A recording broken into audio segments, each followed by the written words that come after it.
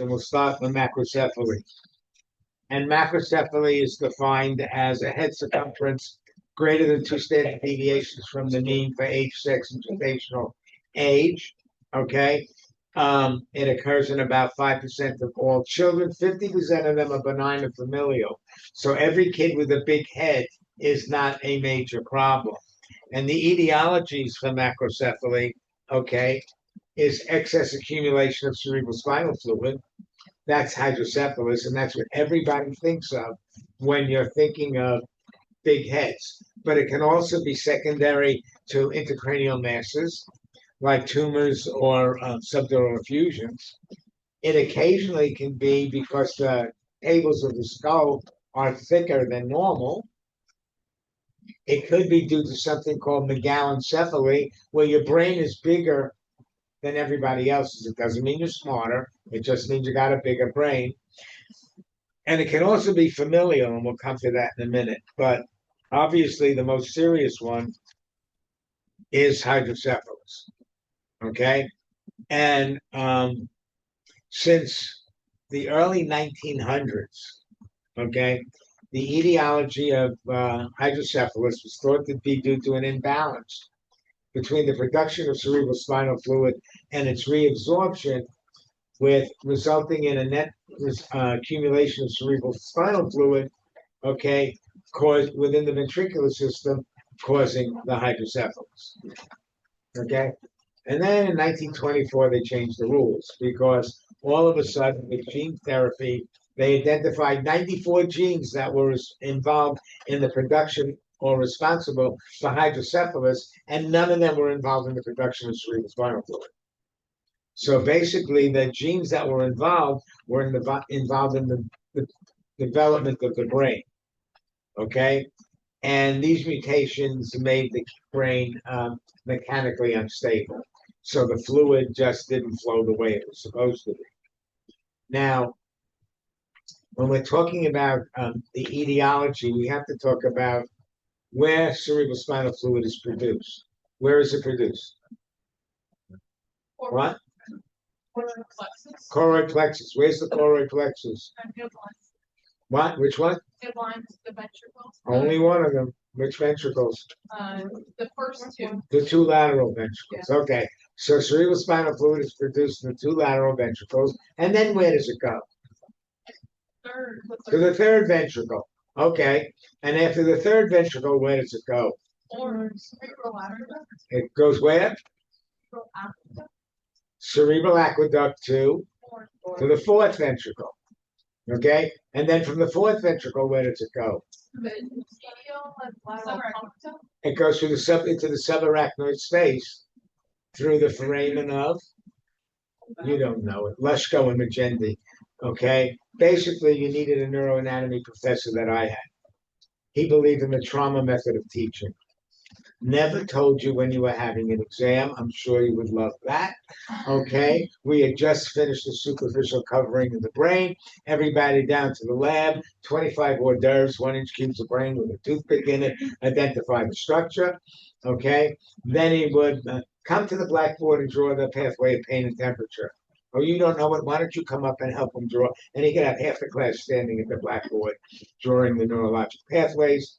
And your final exam, 5 students in a room, 10 index cards face down, pick your final exam question.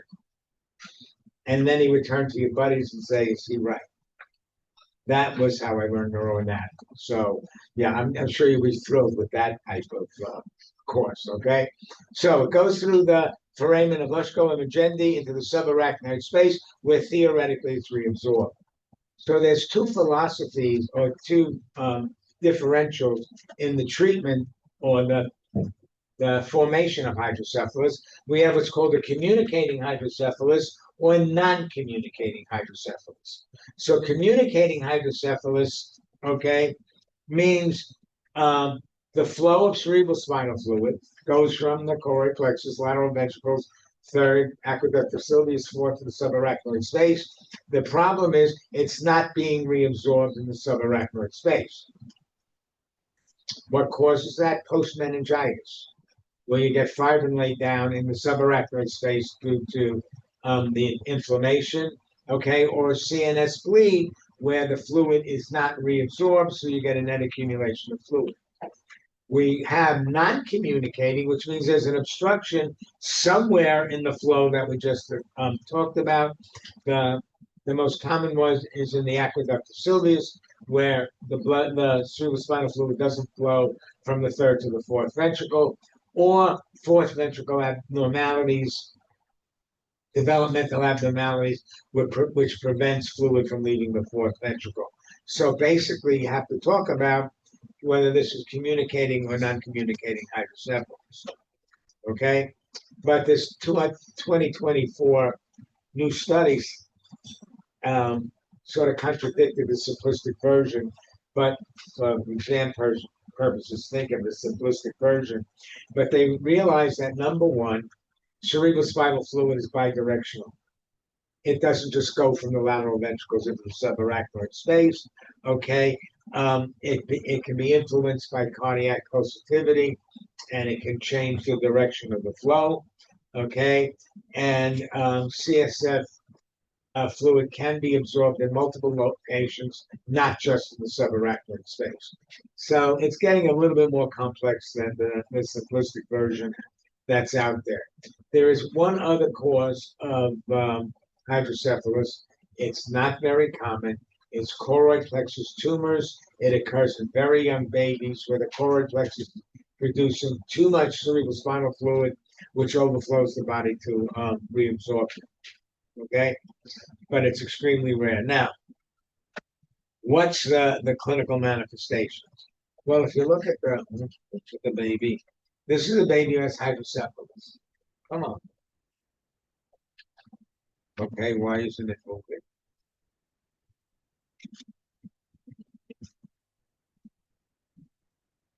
It has to be presented.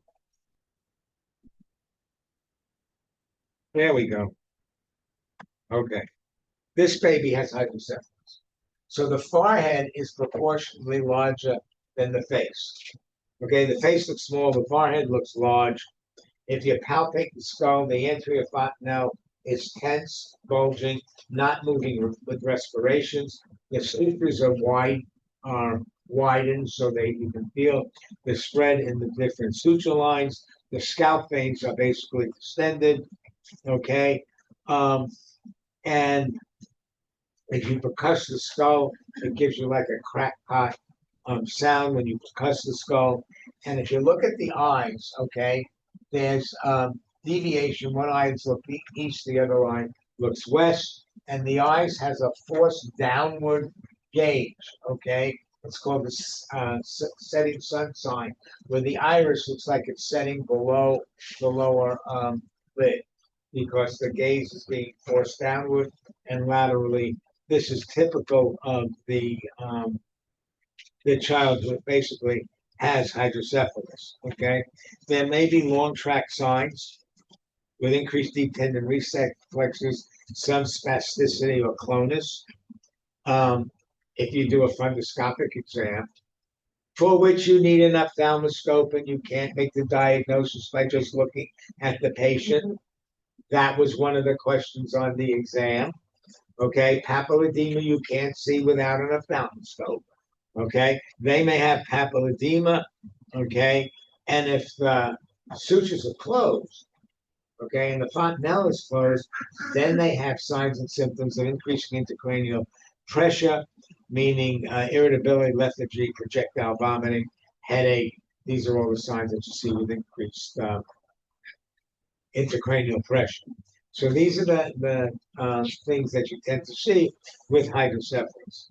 Now, there are comorbidities associated with this problem, okay? Obviously, if they had significant hydrocephalus, they're going to have coexisting intellectual disabilities as high as 50%, seizure disorders, epilepsy may be as high as 40%, cerebral palsy is possible. And basically, how do we make the diagnosis? We do an MRI on these kids. Well, before we do an MRI on young kids, basically we do a sonogram. Because you can do a sonogram easily on a baby. They can do it through the anterior fontanelle. They don't have to go through the skull. and you look for increase in size of the ventricles. Okay, and if you see increasing size of the ventricles, then you're going to want to do an MRI to see what's going on. Any baby whose head circumference is rapidly growing or greater than 3 standard deviations from the mean definitely needs some sort of imaging. Okay, so that's the typical kid who has hydrocephalus. Okay, then you have this kid. Okay, so you have a baby who comes in. Okay, and he's 1 month old and his head circumference is fine and dandy. Okay. And all of a sudden, at 2 months of age, he grew a lot faster than you'd like to see. The head circumference is larger, faster than we need to. So you do a transillumination of the skull. You close the lights, you take a bright light, you put it on the skull to transilluminate what's going on. And if you see up here, with the transillumination, there's some sort of striated, scratchy material up here in the skull. This is the brain. Down here, there's nothing. Okay? It sort of stops right there. So there's cystic enlargement right down here in the posterior skull. Now, this is the Dandy-Morgan malformation. This is primarily a developmental abnormality characterized by the cystic enlargement of the fourth ventricle. This begins early in fetal life. So the majority of these kids, okay, may present with hydrocephalus at birth or very early on in childhood. And obviously the symptoms depend upon how significant the obstruction is, how fast the head is growing.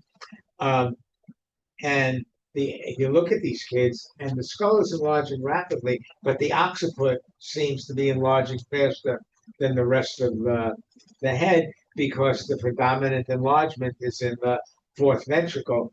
So there's enlargement of the occipital space.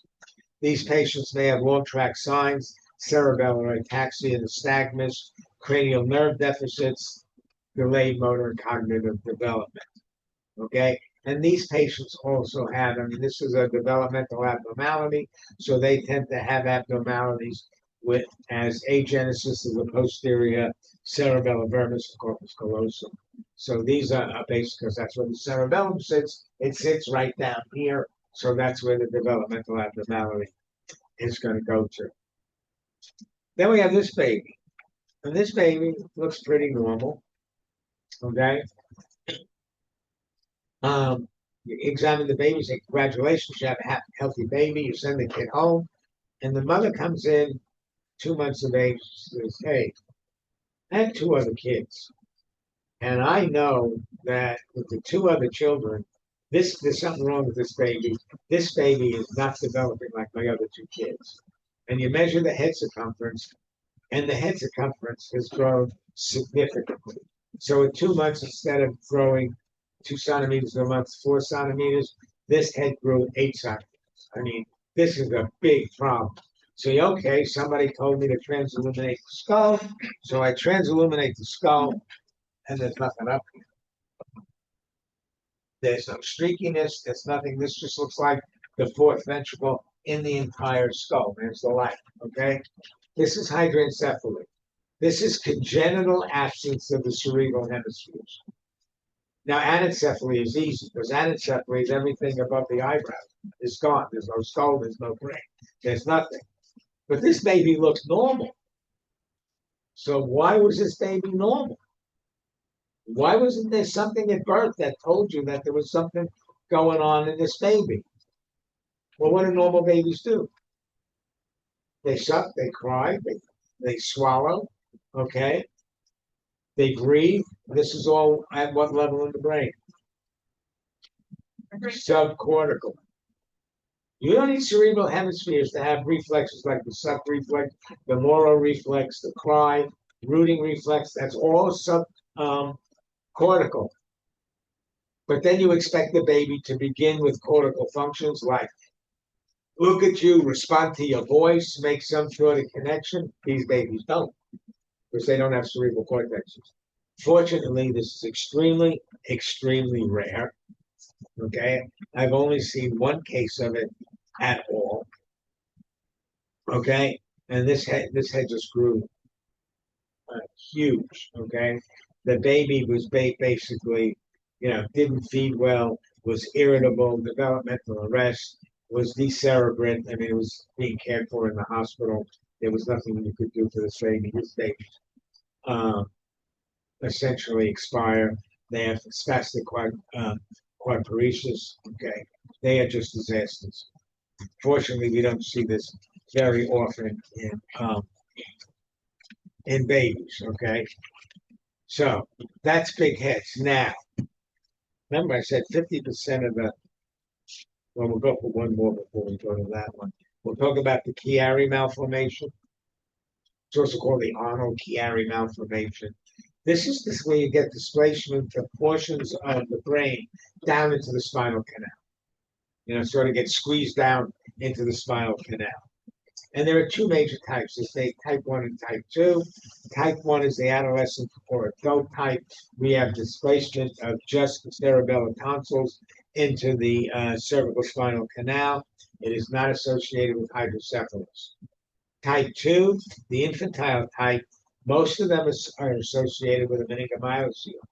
So if you have a meningomyelocele with a defect in the lower spine, you have decreased pressure within the spinal canal. So the pressure up above pushes the brain down into the spinal canal. And here we have a displacement of the inferior vermis, pons, and medulla into the cervical spinal canal.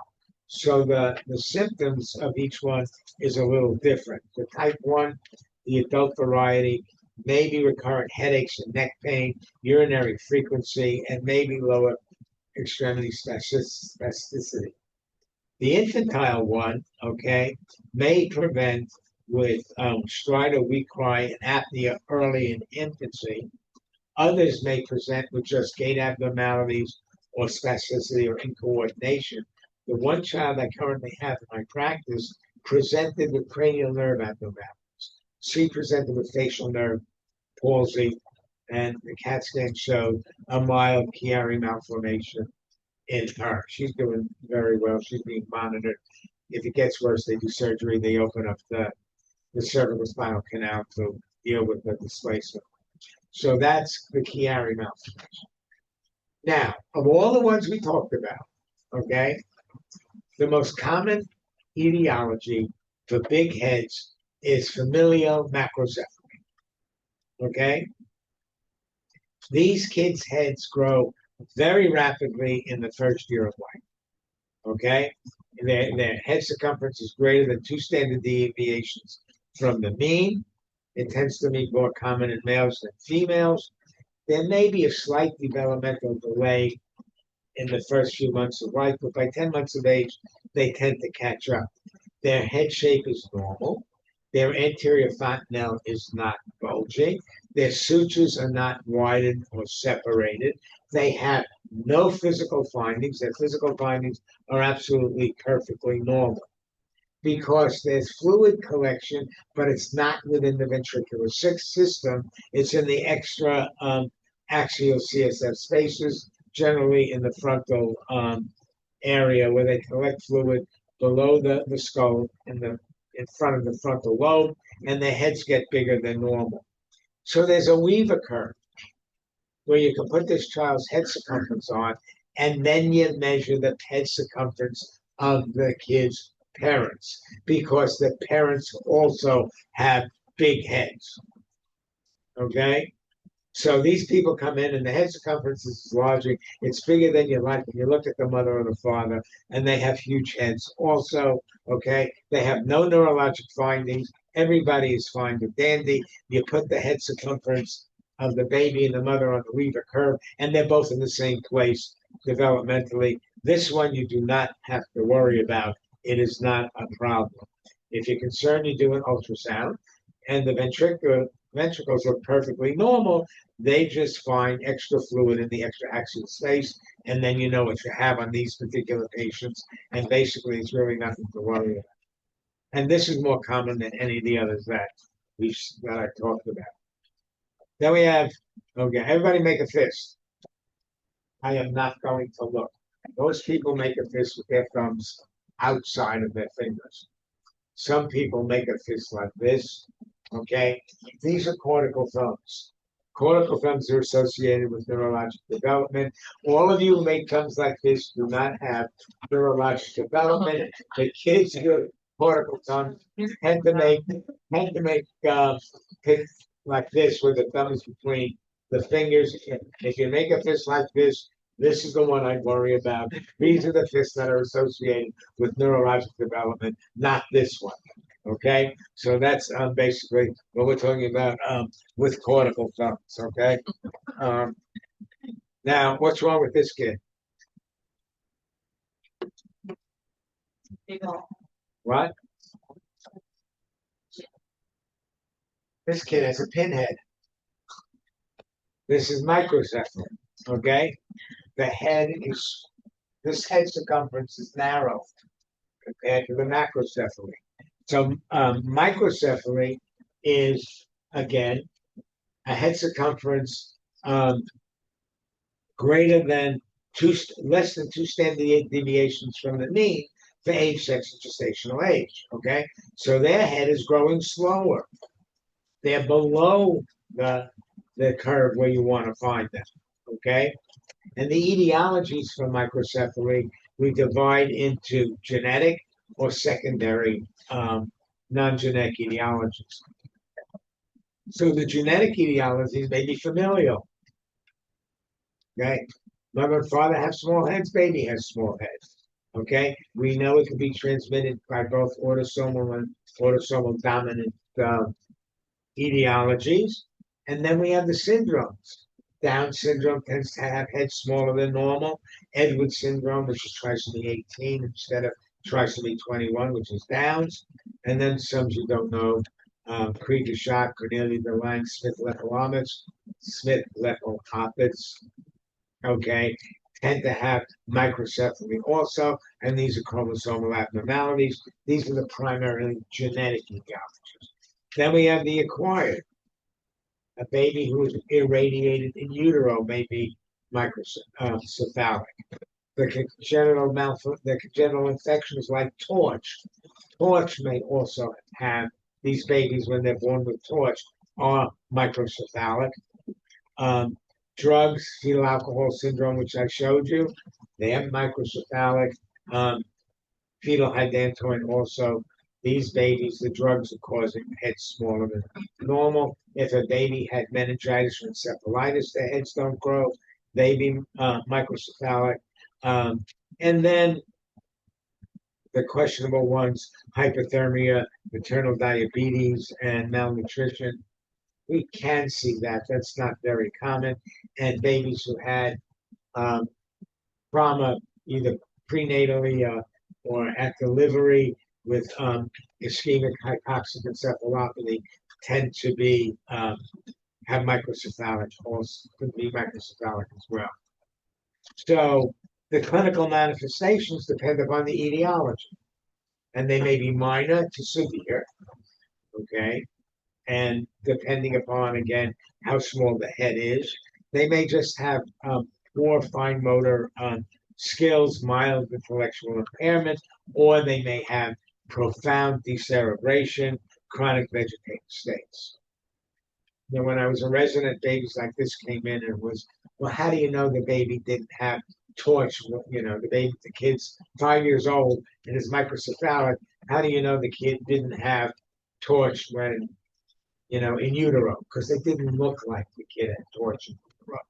But in those days, you had to work everybody up just in case. Okay, and a kid like this, microcephalic. Okay, we're doing the workup, and Daddy walks in, and Daddy's 6 feet tall. That's the smallest head on top of his shoulders you ever wanted to see. So basically, he's familial. Yeah. Like a mosquito that can cause it. What? It's not like a mosquito that like could cause it. And what? Oh yeah. What? Like the Zika virus could cause. Which virus? Zika, yes. The Zika virus can also cause microcephaly. It causes like a small brain or small head. Well, it causes a small brain, and the brain doesn't grow, so the head doesn't grow. Head circumference depends upon basically the brain growth. So Zika virus can also do it, yes. Okay? So daddy was a lawyer, tiny little head. I guess you didn't need much of a brain to be a lawyer, but this is my prejudice against lawyers. Okay, so but this can be cause of microcephaly. Other causes of microcephaly or small heads can be craniosynostosis. And craniosynostosis means premature fusion of the sutures. And if the sutures fuse prematurely, then the brain can't push out and the brain can't grow. And then you can have microcephaly that way. Now, most cases of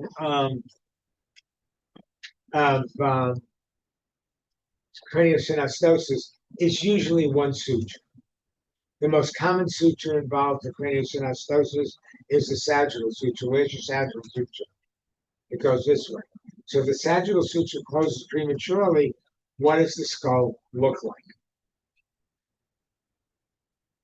If this suture closes prematurely, what is the skull going to look like? It's going to be long and narrow because the head doesn't grow out in this direction because the suture is closed. So the head doesn't grow out this way. So it's a long, narrow skull. There's a prominent occiput and a broad forehead. That's scapulocephaly, premature closure of the sagittal suture. Occipital plagiocephaly is the lambdoid sutures. Where are the lambdoid sutures? They're in the back of the skull. Okay, so if the lambdoid sutures close prematurely, then what's the back of the head going to look like? It's going to be flat. Okay, and we see this very often called positional plagiocephaly because the kids are left on their backs when they're born because people say back to sleep, back to sleep, back to sleep, and never tell the mother to roll the kid over on their belly when the kid's awake. So they spend a lot of time on their back, and their back of their heads tend to get flat. These kids, when they start to sit up, okay, the sutures really aren't fused, so the head rounds out. It's not a problem. Okay, the problematic one is a frontal plagiocephaly, okay, with the coronal or sphenoid sutures. And we said it's usually only one of the sutures. So if it's only one of the sutures, basically there's unilateral flattening of one side of the head and the other side sort of grows outward. So you wind up with elevation of the orbit and the eyebrow on the unaffected side and flattening on the other side. This one can be a significant problem. So of all of them, again, the sagittal is the most common, long, narrow head, okay, frontal prominence, okay, tapered prominent occiput. That's the long, narrow head, okay. Lambdoid, again, flattening of the back. Bilateral coronal sutures, this one, bilateral coronal sutures, okay, you get a head that's shorter and wider, okay, because the head also doesn't grow out. So these are all the possibilities, okay, of abnormal.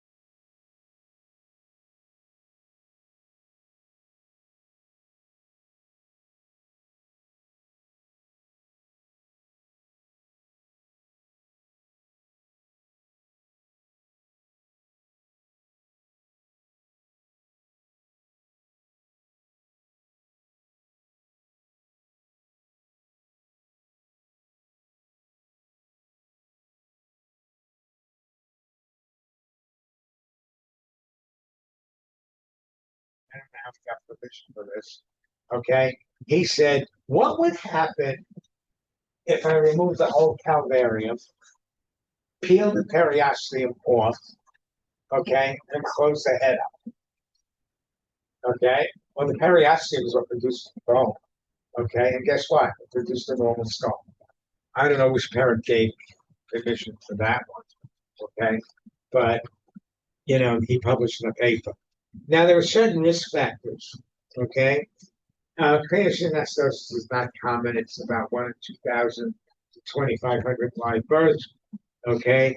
Like I said, it's usually one suture.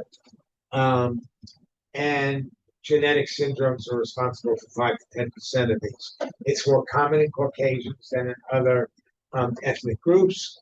And the risk factors are things that um, decrease the amount of room in the uterus during development.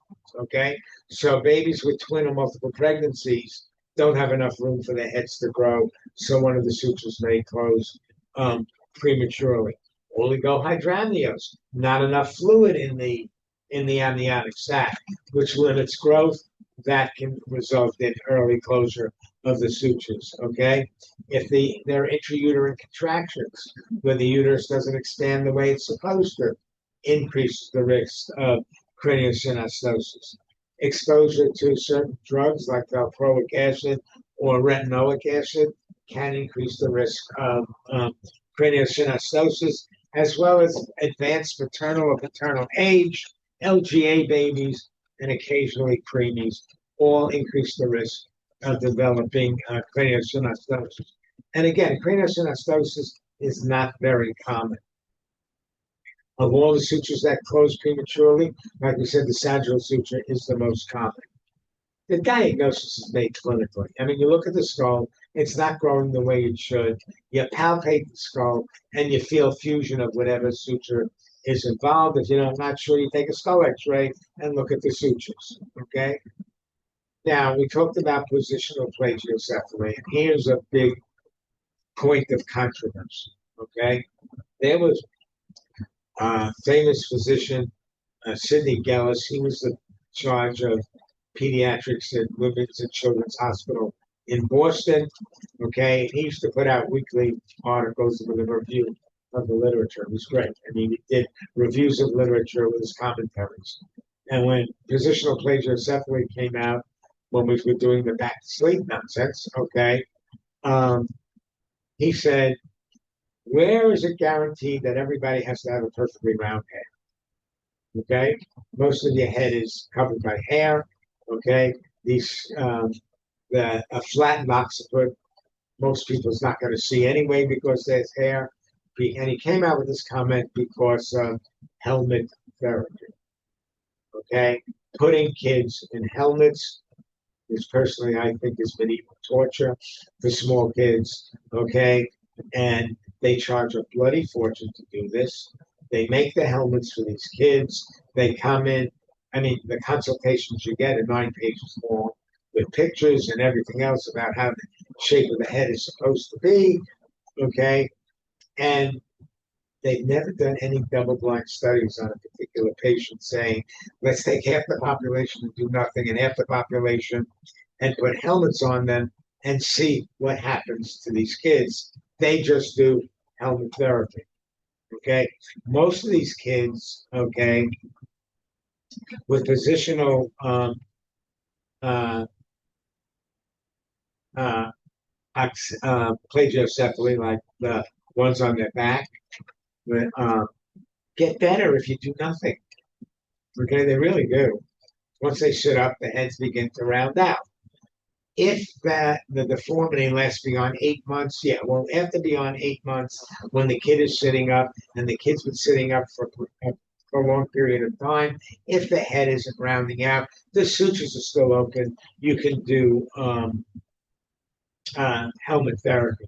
But doing helmet therapy on 3 or 4 month old kids, I think, really is a form of torture, and it's really not necessary. Conservative message generally work fine. They don't need surgical intervention, okay, immediately because you're concerned about early development of plagiocephaly.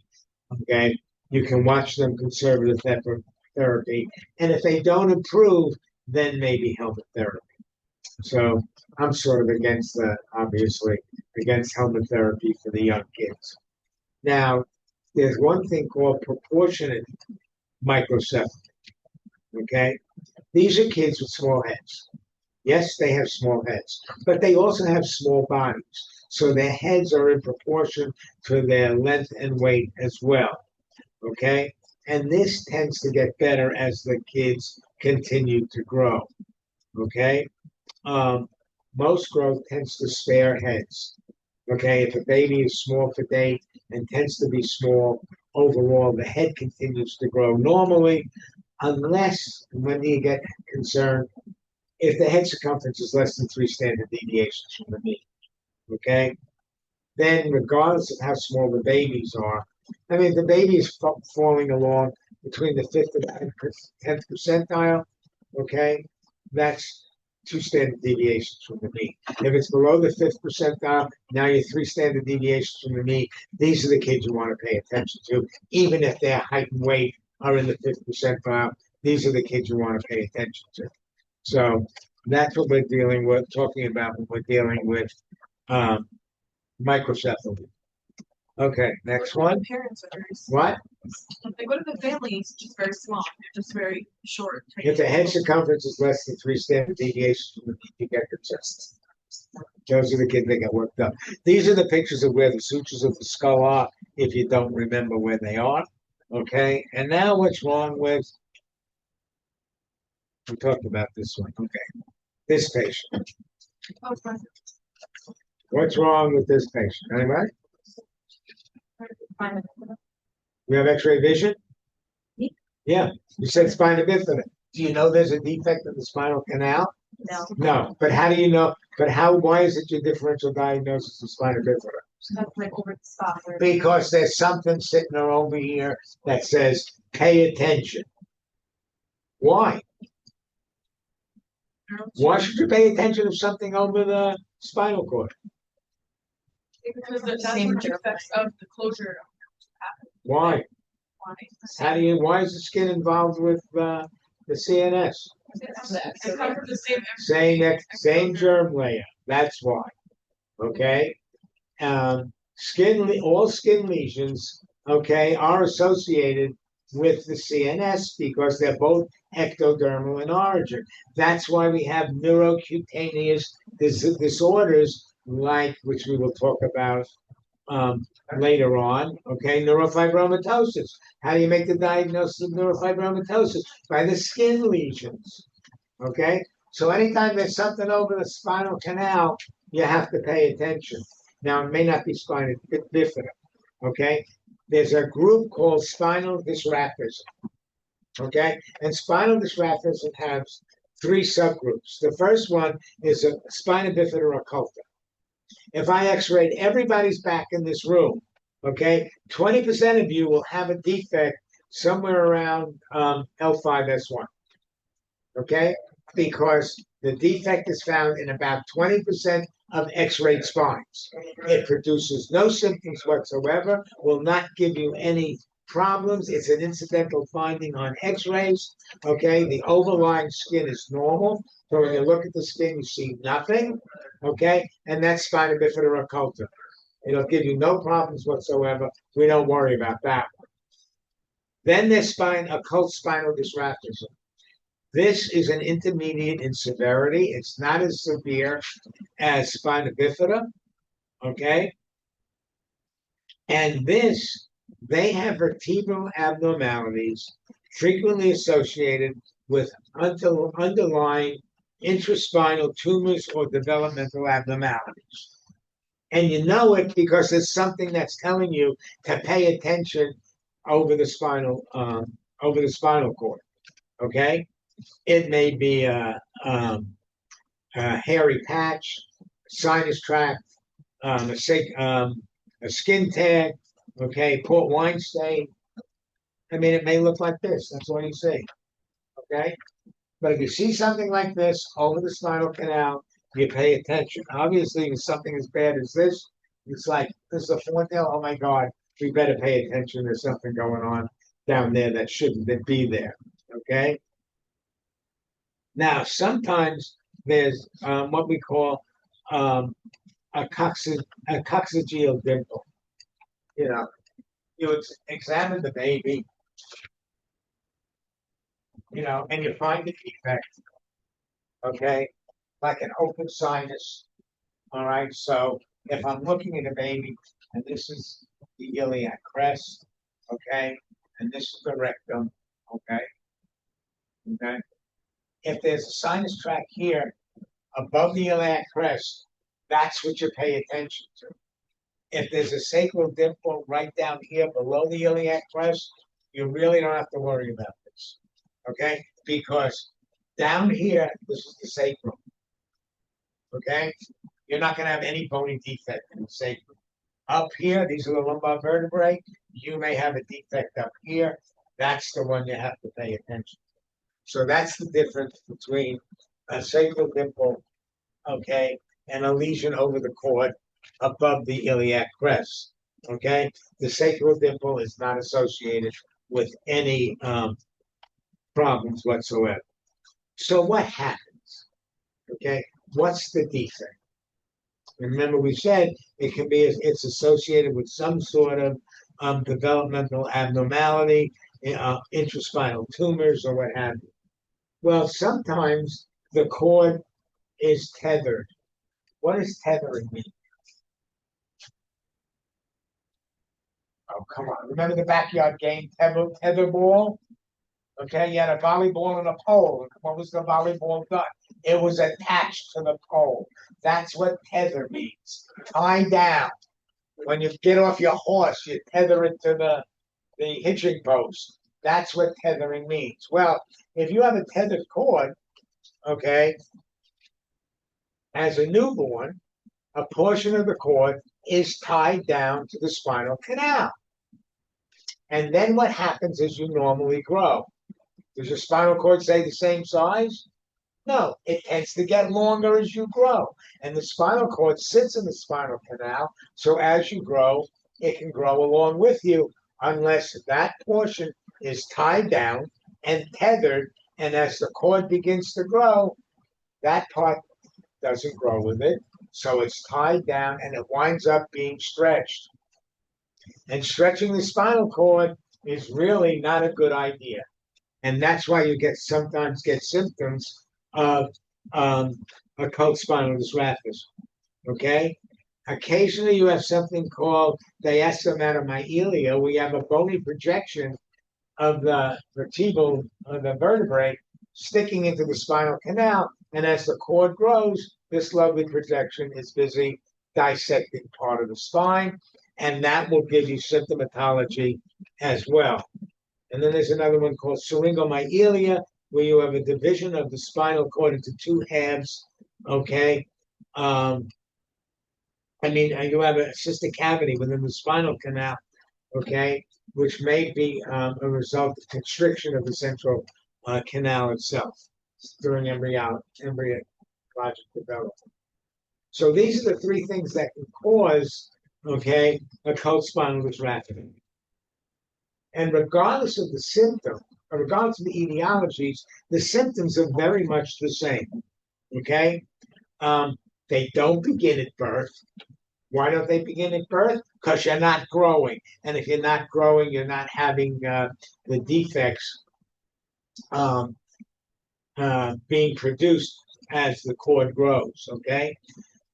Some begin at the age of 3. Some don't even begin until early adolescence. Okay? They may complain of back or leg stiffness. They may develop progressive scoliosis. I mean, the first patient I showed you had scoliosis, okay? Bladder dysfunction, contracture of the toes, broadening and shortening of the foot, deepening of the arch, decreased deep tendon reflexes, muscle tone, and sensation. So anytime you see something like this, you sort of have to pay attention to it, okay? I once had a patient sent to me by the surgeons. The kid was complaining of recurrent but severe abdominal pain. And every time the surgeon saw him, palpated the abdomen, barium enema, upper GI series, all were normal. Okay, and this was before CAT scans and MRIs. Okay, so they sent them to me. Now, we don't know what's wrong here. Well, basically, I did an exam. physical exam. Surgeons do never do complete examinations. They only pay attention to what they can cut. Okay. So this kid had increased deep tendon reflexes, bilateral ankle clonus. So if you have increased deep tendon reflexes and bilateral ankle clonus, okay, what's the problem? Neurological. Upper motor neuron lesion. Oh, okay. So this kid has an upper motor neuron lesion problem. What could be the upper motor neuron lesion problem? And oh, incidentally, he had a large cafe au lait spot in the axilla. Okay. So does he have neurofibromatosis with a spinal cord tumor? I mean, this was my differential diagnosis. He didn't have any pain when I saw him. Then they called me and he had pain. Okay. And when I saw him with pain, abdominal pain, and he was walking like this. He would not bend his back. And where was the pain? Periumbilical. So if he had periumbilical pain, he wouldn't flex his back. And I thought he had an intraspinal tumor. Where was the tumor? What level was the tumor at in this kid? Well, where is the innervation to the umbilicus? T10. So my diagnosis on this kid was he had some sort of tumor at T10 that was giving him this intermittent abdominal pain. Now, in those days, okay, no MRI, no CAT scan. The only way you can make a diagnosis was with a pneumoencephalogram, which means you injected air into the spinal canal and then turned the kid upside down and saw where the air would go, okay, and see if there's a tumor. Well, unfortunately, Daddy was shot, and they did this to the father because he was shot in the back, and Daddy knew what a pneumoencephalogram was like, so he refused to give us permission on this kid to do the diagnosis, and the kid was lost to follow-up. I have no idea what happened, but I am sure he had, later on this was going to give him trouble, but this was the diagnosis. Guess what? You have to do complete physical exams, regardless of what you think the problem is, because that's when you make the diagnosis. All right, the next one is the most severe, and any idiot can make a diagnosis of this one, right? Oh my God, this is a problem. So this is either a meningocele or a meningomyelocele. And what's the difference? What's the difference between a meningocele or a meningomyelocele? Yeah. One has pieces of like the spinal. One has, which one? The meningomyelocele has spinal cord elements in the sac. What does the spinal cord look like down here? Come on, you know, cordia equini, the horse is there. So it's not a solid cord. It has lots of fibers in the sac. Okay? All right. Is this a meningocele or meningomyelocele? That was a movie.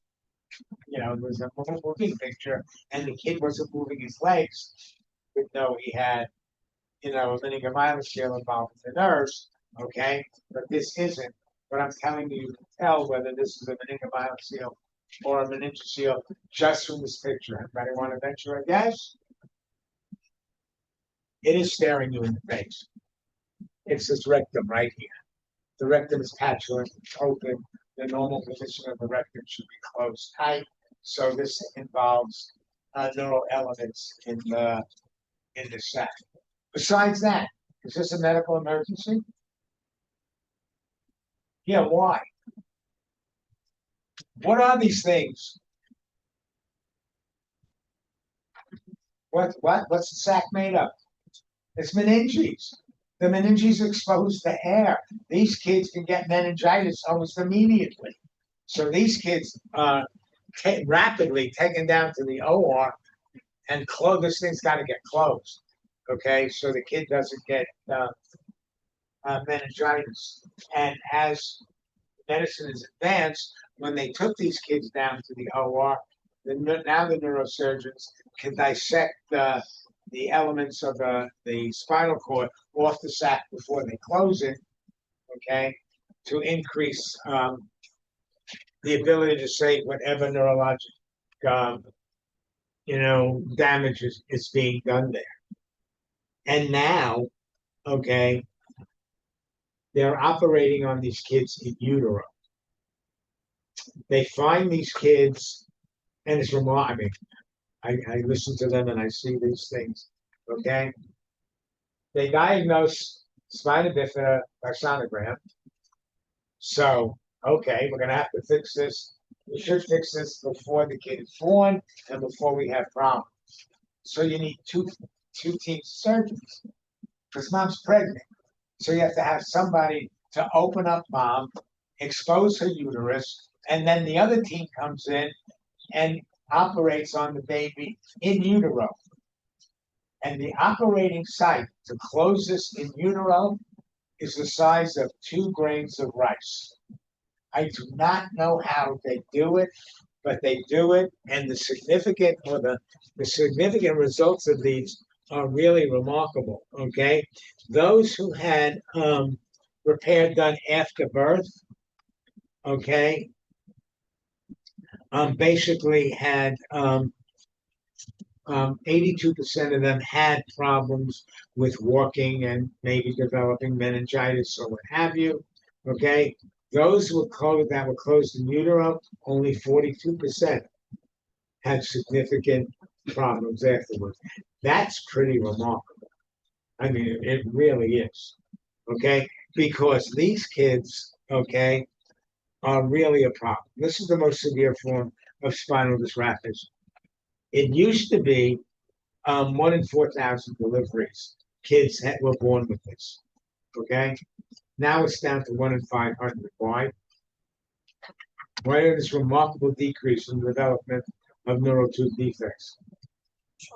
Folic acid. Okay, all women are given supplemental folic acid to prevent neural tube defects. Okay, um, these kids, when they're born, have abnormalities of multiple organ systems, skeletal skin, genitourinary, peripheral nervous system, as well as the CNS. They almost all have hydrocephalus secondary to an auto Chiari malformation and need to be shunted. Okay. Um, and again, they have multiple problems. I had one young lady, she's now in the 40s. She had meningomyelocele. She was shunted, a shunt at birth, a shunted birth perfectly, never had to be revised, but was completely paralyzed from, lower extremities, waist down. When she became an adolescent, she was a real pain in the butt because she refused to catheterize herself, so she had recurrent urinary tract infections. Okay, and I took care of her till she was about 35 because I was the only one who would write the letters to get her electric wheelchair ordered so she could go to college. She wasn't stupid. She would go to college when the chair broke down. I had to write letters to get the chair repaired. I mean, and I was the only one doing this. And then she left me, and unfortunately, she got repeated infections of the lower extremities uh, because of poor perfusion. And if you don't have any sensation down there and you damage it, they get even more infected to the point where they were talking about amputation of one of the lower extremities. Okay. Then she became a basket case. I got a phone call and I said, maybe if they give you prosthetic limbs of the lower extremities, you'll be able to move without the wheelchair with, arm crutches and moving. She did not want the amputation, and I really don't know what happened to her. She's what, 45 years old now, 50 years old. So this is long term, and if they can prevent this stuff by intrauterine surgery, it's going to be a remarkable result with this thing. Okay, so this is what we see with spina bifida.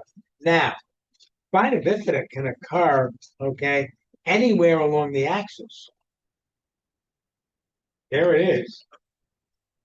This is an encephalocele, but there are no spinal elements in this thing because up at this level, the cord is solid. The cord doesn't come out into this sac.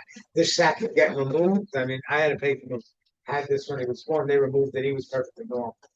I mean, you just saw the scar and there was no problem, even if it's this severe. This is all cystic fluid. There is no port in this thing. So again, these can be removed. This is the defect, okay?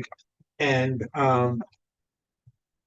the higher up you go, the better the prognosis. Why? Because there's no elements of the cord in the sac. Okay. So now we're done with skull defects, spine defects. Okay. So we're going to shift from structural abnormality to the diagnosis of hypotonia. Okay. This is the floppy baby. And hypotonia is the result of multiple conditions. There's about 400 different conditions that can be diagnosed with hypotonia. So if you make the diagnosis of hypotonia, the first thing you do is send it to the neurologist and let them figure out basically what the basic diagnosis is, okay?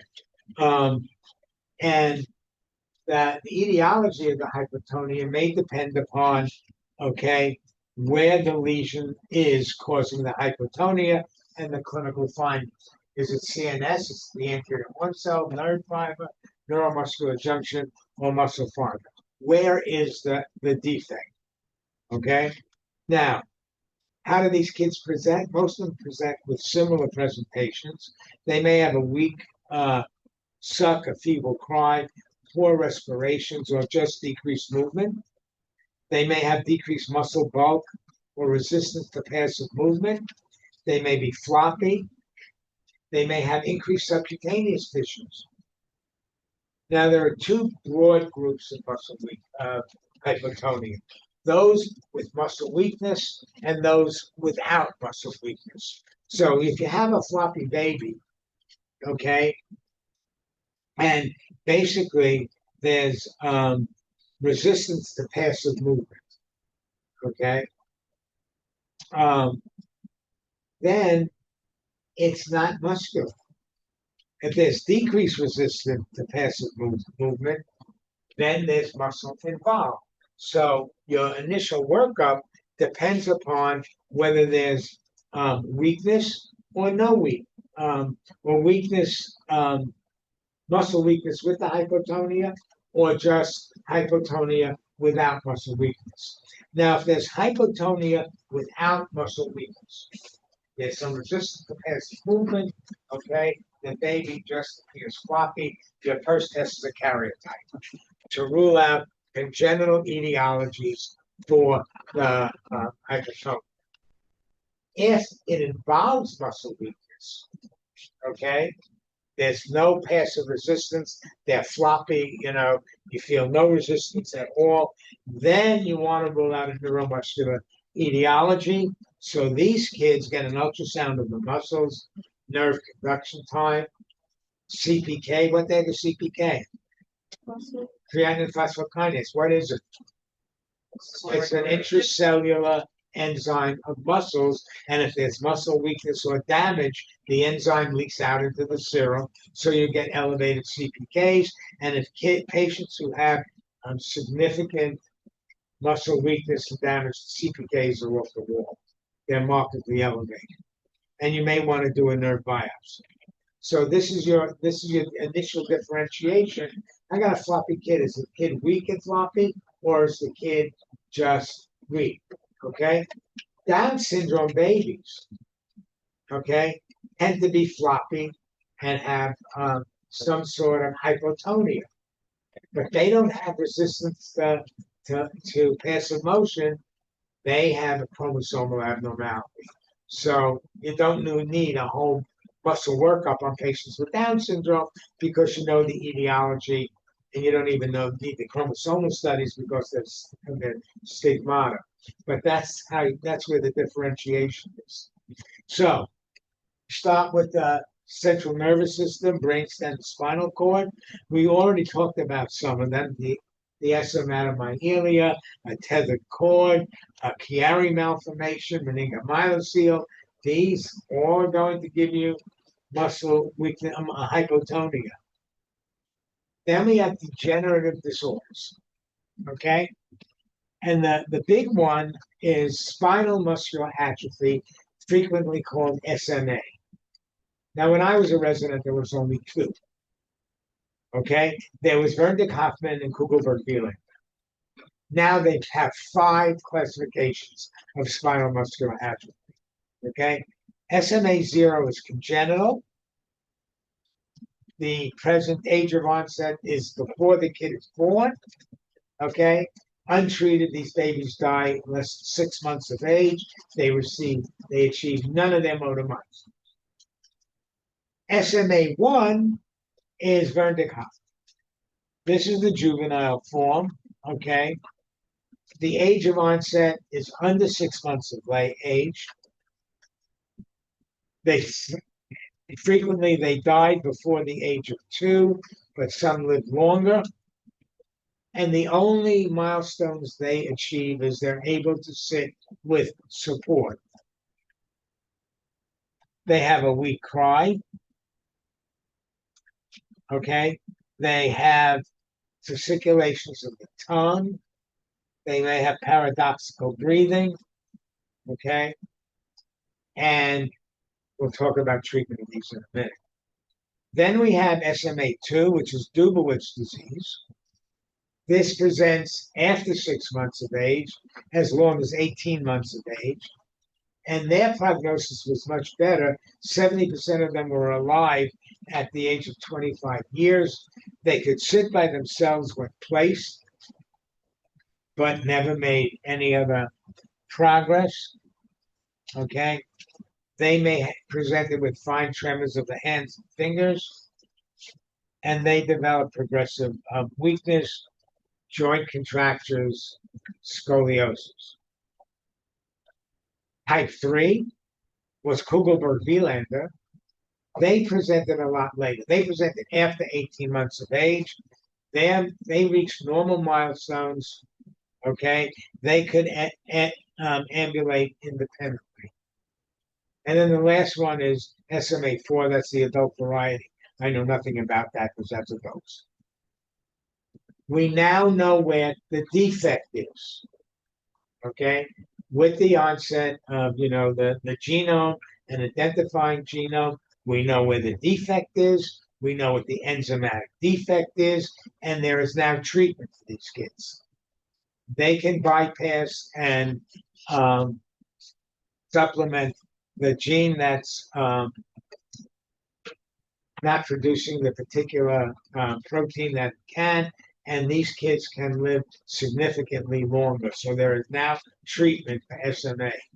And now they're talking about attempting to add this one to the newborn screening so we know which kids have the genetic abnormality at birth, and we can start treatment earlier on these kids. I mean, many of them will wind up with respiratory involvement and what have you. So there is treatment for the spinal muscular atrophy. Okay, so now we're working our way down, and now we have infection. And what was the most common infection causing hypotonia?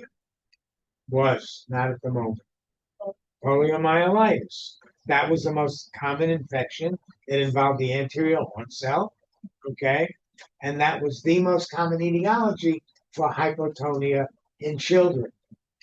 Infections of the cord like abscess, transverse myelitis caused hypotonia.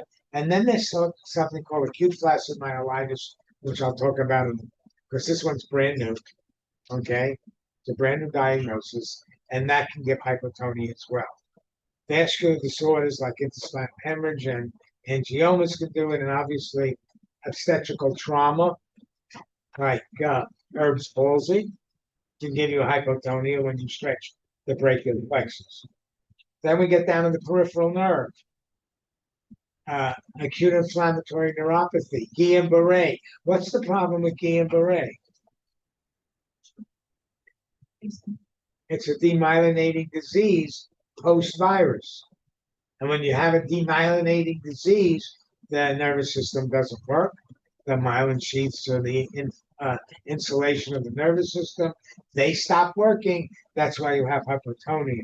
Okay, congenital polyneuropathy, hereditary neuropathies like familial dysautonomia, Riley-Day, or Charcot-Marie-Tooth, which we'll talk about in a little bit, and then congenital spinal cervical atrophy, all involve peripheral nerves. Then we have the neuromuscular junction. And what's the most common disease of the neuromuscular junction? Myasthenia gravis. And you can have neonatal myasthenia. Okay. Basically, the mother has myasthenia, the antibodies are transmitted to the baby, and they get transient myasthenia gravis. Okay. Congenital myasthenia gravis. Infantile botulism. How in the world do infants get botulism? They get raw honey. And I have to admit, I blew the diagnosis. Okay. I had a baby born to a single mother who was going to be a superstar. She was going to have a baby exclusively breastfeeded and open up a health food store all at the same time. So we sent the baby home. We brought the baby back in 3 or 4 days. The baby was still below its birth weight, but that's okay. I mean, they don't gain weight back until after the first week or so. Bring it back in a week. We got to encourage breastfeeding. Now the baby is weighing even less than they did a week ago. So we tell the mother, you got to start supplementing with formula or stop working. You can't do both. Okay? And if you don't stop feeding this baby, we're going to have to report you to ACS for child abuse. Bring it back. The baby comes back 5 days later. The baby's hypotonic, lethargic, hoarse up, hypothermic. And this is a septic baby. I said, this baby's going to the hospital. Call the hospital, I'm sending in a septic baby, do a complete sepsis workup. They do a complete sepsis workup, they start the kid on antibiotics, and the kid has a cardiac respiratory arrest. Well, now I don't know what the heck's going on with this kid. So I call infectious disease, and the infectious disease walks in and says, who fed this kid honey? Because this kid had infantile botulism. The baby was crying, the mother was too busy. An employee in the health food store took raw honey, dissolved it in water, and fed the baby. And that's where the baby got botulism. And then when they started antibiotics for the sepsis, it killed all the bacterial spores all at once, mass relief of toxins. That's what caused the cardiorespiratory arrest. The baby did fine, went home. The mother wasn't talking to me anymore. I never saw the mother again. So I admit I blew that diagnosis because it was early in my practice and I had no idea what to ask for at that time. So infantile botulism can definitely cause hypotonia. And then there are certain drugs that can do it as well. Kanamycin and neomycin, which are drugs which cause hypotonia. And then muscle lesions. We've taken during pregnancy or right? It's taken during pregnancy or if given to a baby. These drugs could cause it if it's taken during pregnancy or if it's given to a baby. Okay? The congenital myopathies, the congenital myotonic dystrophies, the muscular dystrophies, polymyositis, lupus, and dermatomyositis can all cause hypotonia. Then the chromosomal abnormalities, Down syndrome tend to be hypotonic. What is Prader-Willi syndrome? Yeah. everything. Yeah, these kids are sexually immature. They have hyperphagia so bad that you have to put a lock on the refrigerator and a lock on the pantry because they will go and eat themselves into morbid obesity. Okay, we now know what causes it. What causes it is a uniparental disomy, which means they get one pair of chromosomes from one parent instead of one from each. It's usually from the father. It's usually chromosome number 15. They're mostly male. They have obesity, mental retardation, hypogonadism, and hyperphagia.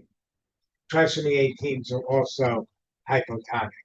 Okay, SGA babies tend to be more hypotonic than full-term babies and preemies as well.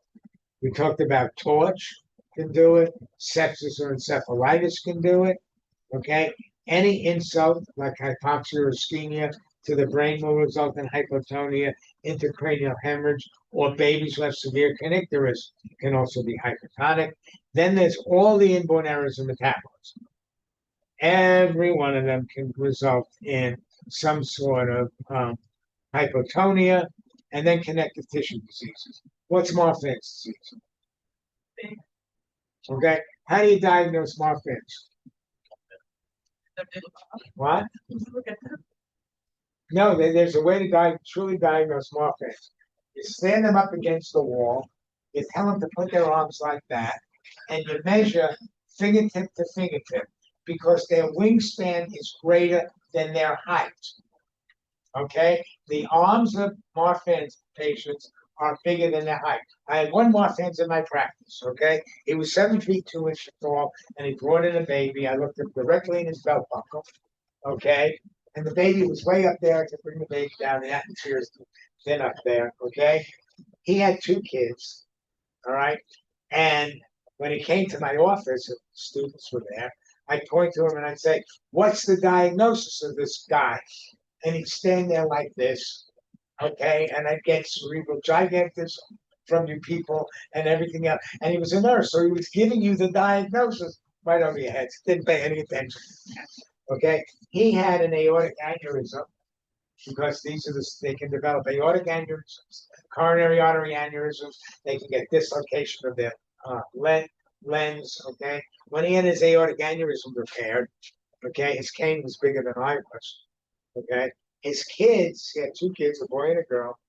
They early on were developing coronary artery aneurysms, and they were being treated. They're both off at college now. They must be in their 30s or 40s. They did fine because we caught them early, treated them, and they did fine and dandy. But that's Marfan syndrome. Ehlers-Danlos, you know what they are? They're the elastic skin, the stretchy skin. Okay, and then osteogenesis imperfecta and laxity of ligaments all can give you hypotonia. Okay, it's 1/4 after. Take 10 minutes, and then we're going to come back and talk about basically the neuromuscular disorder. So take 10 minutes, we'll come back.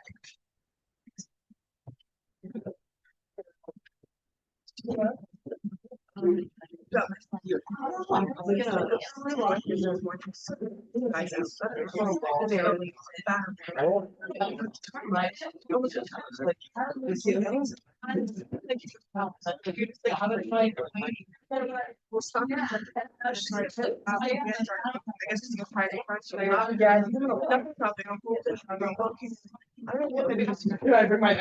at his nose.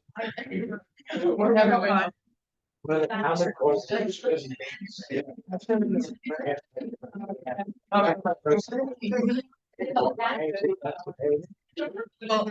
I used to say like midday, and I have to think what I got yesterday. No? I guess we should take him to the doctor then to get it checked out. And be screening nonstop, yeah. So look for okay, that's one of the ones that does it. Yeah.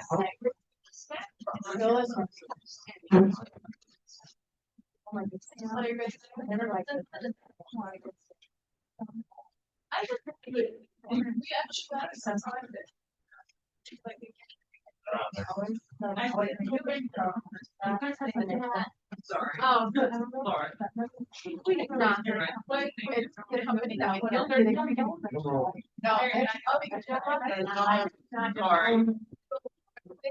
Yeah.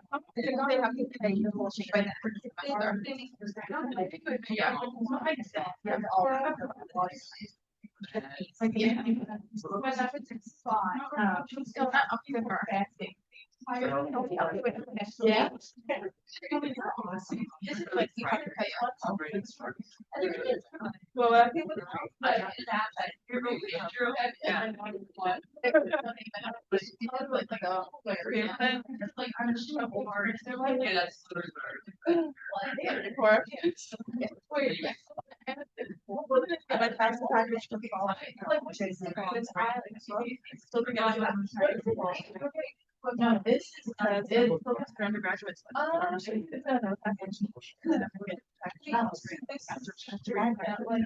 Like, that's how much you take. Oh, not you.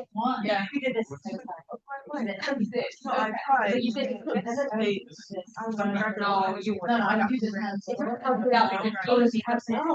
Right now. Yeah. Yeah. No, no. Yeah, Yeah. no, I'm not saying I'm not doing it. Oh, That's her. No, I digress. Like more money. Yeah. No, it's like you get other stuff, like good stuff. I was thinking like I had some friends do. Okay, yeah. I'm gonna have Then you were. and then No, I thought. then it's half is yeah. I get actually like I got it. yeah. And- I didn't get it. And I still like married. I think it's like when I was a kid, I think it's married. Yeah. And I don't know. I was going to ask that. I figured I got to do something. yeah.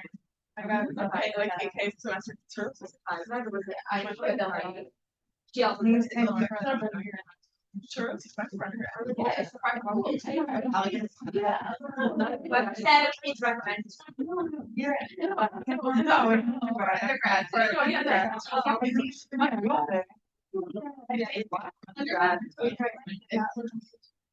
Yeah. I guess it's like yes, that's like probably what I feel. But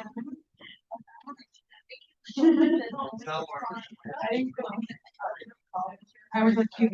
I'm still waiting for my call. Like, give us one time. Yeah. Now that they changed the rule, I wanted Wait, but did your how much trying to get like an updated package or like take more from there? And I just was like,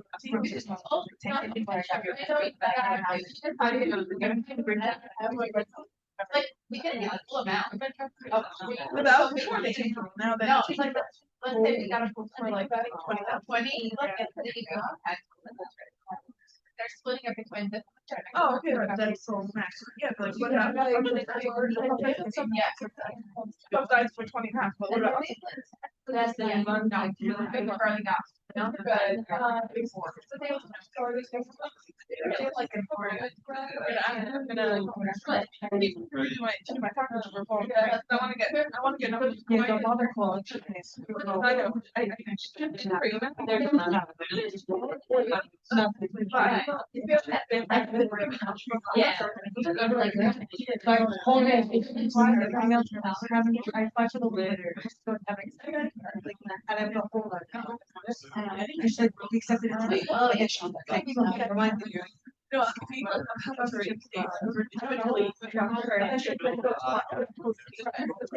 Yeah, you're right. So I told them, and I'm like, hi, I don't show special. I'm like, oh, I don't know. And then like, she responds like, flowers. It's like I know they like whatever.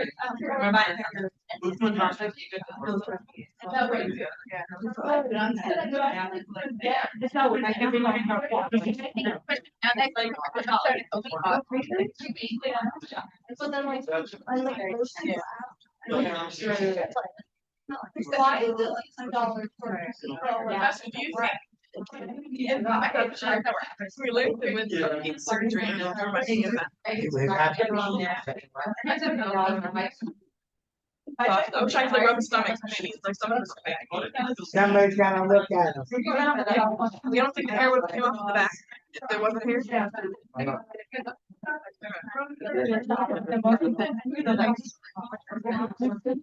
But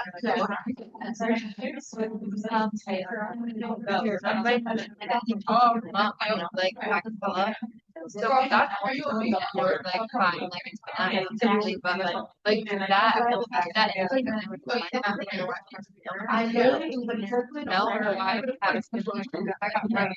Oh, like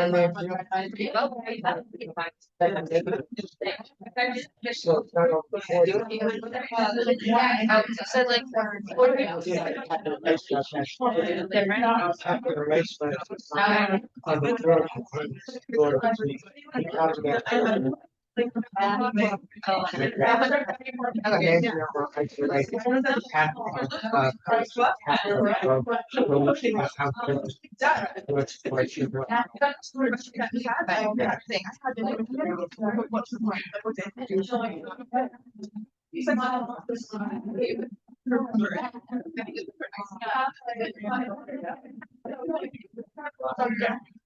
Oh, that's what I remember.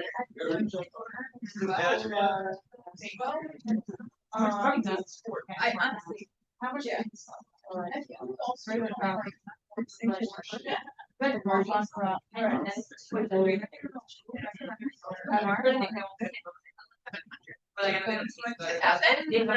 Three out back and never look out.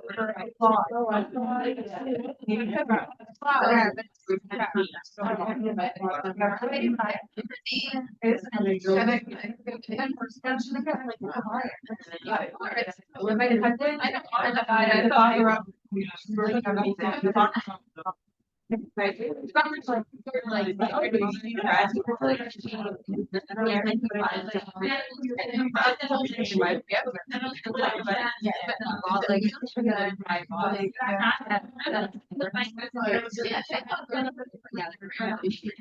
Wow.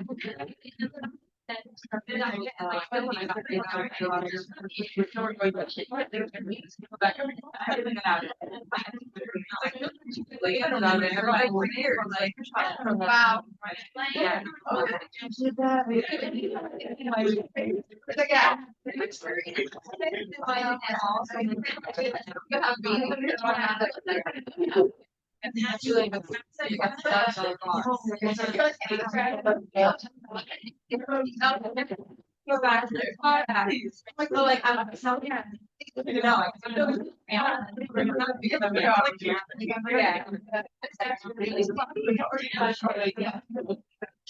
Yeah, like, not she's talking about like they only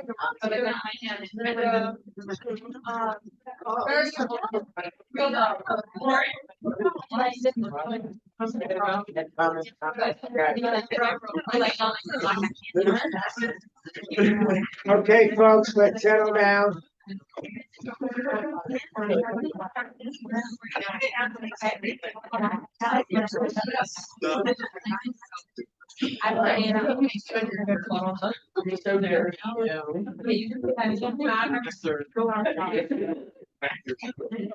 Okay, so why is this boy hypotonic? I'm telling you he's hypotonic. What do you see that could make you think that he is hypotonic? Anything abnormal about him?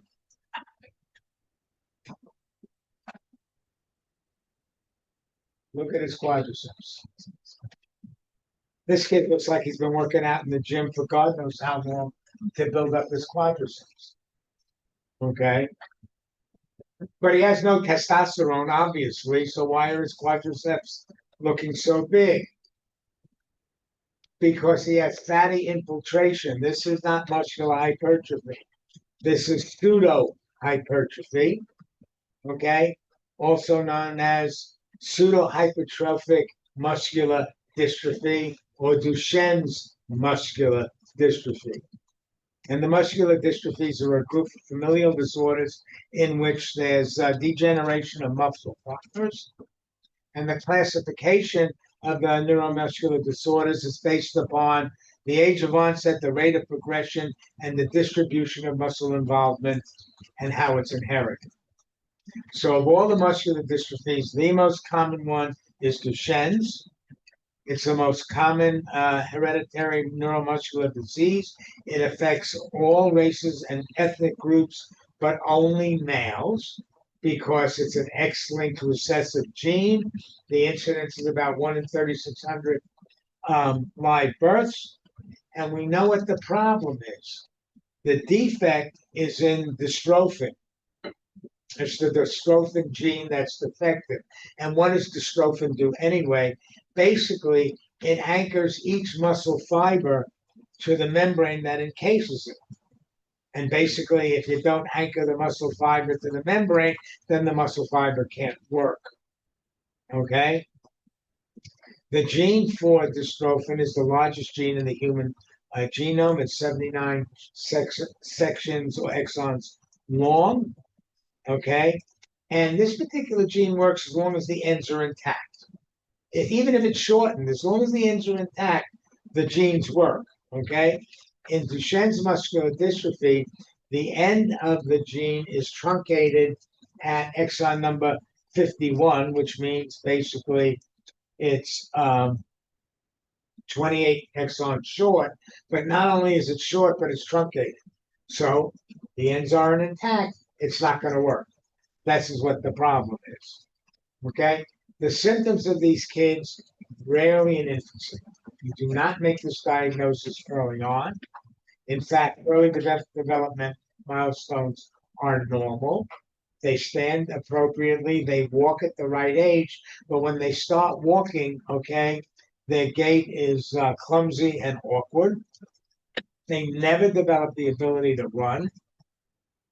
So basically, the diagnosis of muscular dystrophy is usually not made until the second year of life, because up until 15 to 18 months, they're developing perfectly normal. Okay? They may have difficulty climbing stairs, they fall frequently, and they have a waddling gait. Why do they have a waddling gait? Most kids have a waddling gait anyway. Why do they have a waddling gait? What does waddling do? It lowers their center of gravity. The wider the base stance, the lower the body gets. The lower the body gets, the lower center of gravity. Because you all know when children start to walk, they all start walking forward because their bellies hang out in front, so that they want to, they get up and off they go because their belly is carrying them that way. These kids have waddling gaits because they're lowering their center of gravity so that they don't fall over. Okay? Then they have what's called let's show this kid. Here's another one with Duchenne's. Look at these gastrocnemias. They're huge. Okay? That's not intense muscular hypertrophy. That's fatty infiltration as well. So the classic finding of muscular dystrophy is what's called the Gower maneuver. When they attempt to get up from a prone position, they have to walk up their legs. Okay? Because of their limb girdle weakness. All right? In fact, you take a look at this one. This is the typical positioning that you see in Duchenne's muscular dystrophy. Now, it's not quite as static as that, okay? And even in this one, he obviously can't get up, but look at his quadriceps, his gastrocs and his quadriceps, okay? And yet he can't stand up. Okay, this is the Gower maneuver. Now, it's a lot easier to see. Let's see if I can do this without you. Okay. Is it over here? No. Where'd you hide it? The first. What? It's not here. It's not there. The first. Go.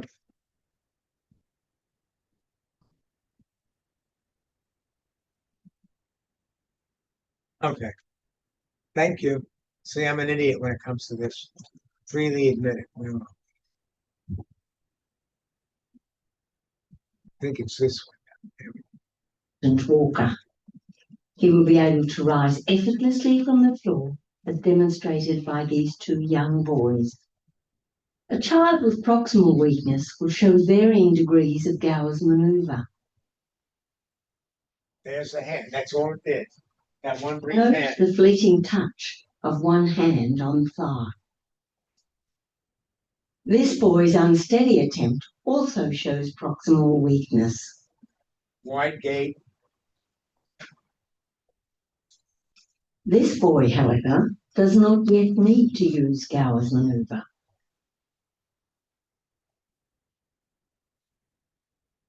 While this one has a more laboured approach and uses the wall. While watching the following children who have proximal weakness, observe the presence or absence of Gower's maneuver. This is Becker's. We'll talk about that in a minute.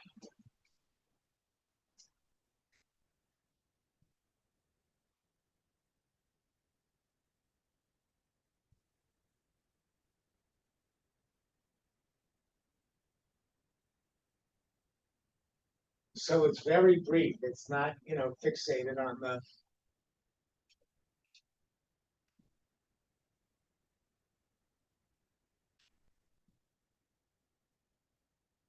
Now, this isn't Duchenne's, it's female. There she goes. Spinal muscular atrophy. We talked about that.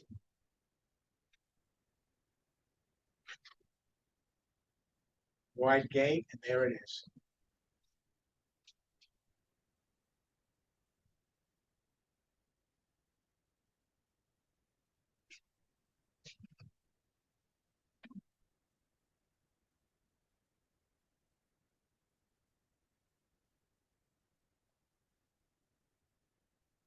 Limb girdle, LGMD, we'll talk about that. Limb girdle muscular dystrophy.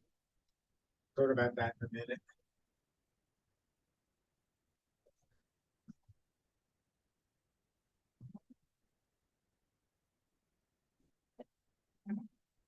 So that's what Gowers really looks like in the pictures I showed you.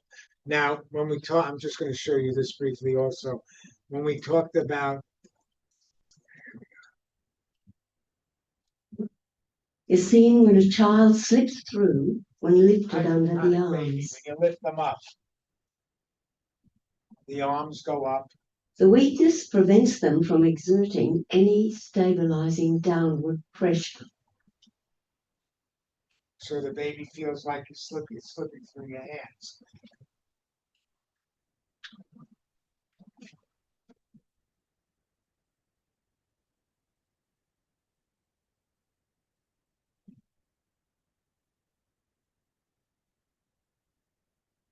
Okay, this basically, if you want to see all the things, this is childmuscleweakness.org is the website. Okay. How do we get rid of it?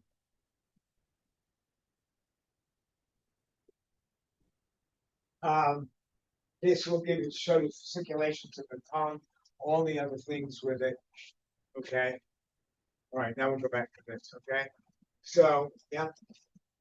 Does this affect the dystrophin muscle or dystrophin protein in the smooth muscle affecting digestion, or is it primarily a skeletal muscle? Primary skeletal muscle. Okay. All right. So this is Duchenne's muscular dystrophy. These kids can develop contractures. There's intellectual impairment with some of these kids. 20 to 30% have IQs less than 70. Most of them only have mild learning disabilities. Frequently, ambulation becomes impossible after the age of 12. And obviously, okay, death from muscular dystrophy frequent is before the age of 20 because cardiac muscle is involved. Okay. So they may get intractable heart failure. They might wind up with respiratory failure, pneumonia. Okay. This is the cause of death. Okay. Currently, there are treatments in the pipeline for the treatment of this. Okay. With CRISPR gene editing. Because if you can untruncate the end of the gene, remember, if the gene is intact, if the ends are intact, the gene works. So if you get rid of the truncated gene, and then one gene, then you just have a shortened gene which can continue to work. So they're working on CRISPR editing to treat these kids with muscular dystrophy. Okay. There have been some therapies using cell therapy from heart muscle, attempting to treat it. There's also using what is it? Ground up muscle from relatives in an attempt to improve the muscle of these kids. Okay, it is a problem. It is getting better. They're going to get some sort of genetic treatments to treat this one. Okay. So again, this is the attempt to treat this one. This is Duchenne's. Now we talked about how do you manage these kids? Well, they should have physical therapy to maintain their ambulation for as long as possible. But if the physical therapy is too strenuous, then you damage the muscles themselves, and it's not very helpful. So it has to be judicious physical therapy to avoid further muscle breakdown. You want to maintain activity and ambulation for as long as possible. Good nutrition, prevention of obesity, okay, prompt treatment of pulmonary infections. Um, and then myoblast transfer therapy, we said muscle tissue from relatives has been helpful. And then they're administering recombinant genes, the dystrophin gene that we talked about to help this. Now, Becker's muscular dystrophy, this is a more benign form, okay? It's the same fundamental disease as Duchenne's muscular dystrophy. The problem is the G protein is shorter than normal, okay? But the ends are intact. So the symptoms basically are not as severe. They're they're more protracted, longer, milder, okay? And basically, these people can live a lot longer without significant treatment because their gene is functioning just not quite as well as it's supposed to. And that's basically why they're trying CRISPR to make the Duchenne's into a Becker's, is basically what they're attempting to do to increase the longevity of these particular patients. All right, what about this one? Congratulations, you have a healthy baby. She looks thrilled, doesn't she? So is this postpartum depression? Yeah. This mother thrilled about having a baby? No. This is facioscapulohumeral muscular dystrophy. Okay. It's female, so it's muscular dystrophy, which means it's an autosomal dominant transmission. It's not recessive X-linked like Duchenne's is. Okay. And it usually occurs in the second decade of life, the presentation, not as early as Duchenne's. Okay. And the way you diagnose this is you ask the woman to do three things. Show me your teeth, close your eyes tightly, or whistle. She cannot do any of those. Okay. Because the pattern of weakness begins with the face and shoulder girdle. Okay. It progresses very slowly. Okay, it may progress to involvement of the hip girdle and thighs. They don't develop retractions and they don't have pseudo hypertrophy. They just have this facial expression with very flat affect. Limb girdle muscular dystrophy, again, is transmitted in the autosomal variety, but limb girdle is autosomal recessive. It doesn't start until late childhood or early adult life. It affects the muscles of the hip and shoulder girdle. So it affects the shoulder girdle, okay? You wind up with weakness of the neck flexors and extensors. That's almost universal. They also complain of low back pain, plus they have lordosis, secondary to gluteal weakness, okay? And again, these patients do not develop pseudohypertrophy. They do not have this fatty infiltration. This is just weakness. The last one is myotonic muscular dystrophy. This is the second most common muscular dystrophy in North America, Europe, and Asia. The incidence is a lot less. It's 1 in 30,000 instead of 1 in 6,000 that we see in Duchenne's. This is transmitted as an autosomal dominant trait. It results in dysfunction of multiple organ systems. It involves striated muscle, smooth muscle of the GI tract, cardiac muscle with heart block and arrhythmias. And they have multiple and variable endocrinopathies, immunologic defects, cataracts, funny looking faces, dysmorphic faces, intellectual impairment, and other neurologic abnormalities. This is myotonic muscular dystrophy. What the heck is myotonia? Myotonia means slow relaxation after the initial contraction of the muscle. It rarely presents before the age of 5, so it presents in older children, okay? And, if an adult has it and they shake hands with you, so they shake hands, they squeeze your hand, and then they don't let go because the hand takes less time to relax and let go. So it's delayed relaxation after contraction.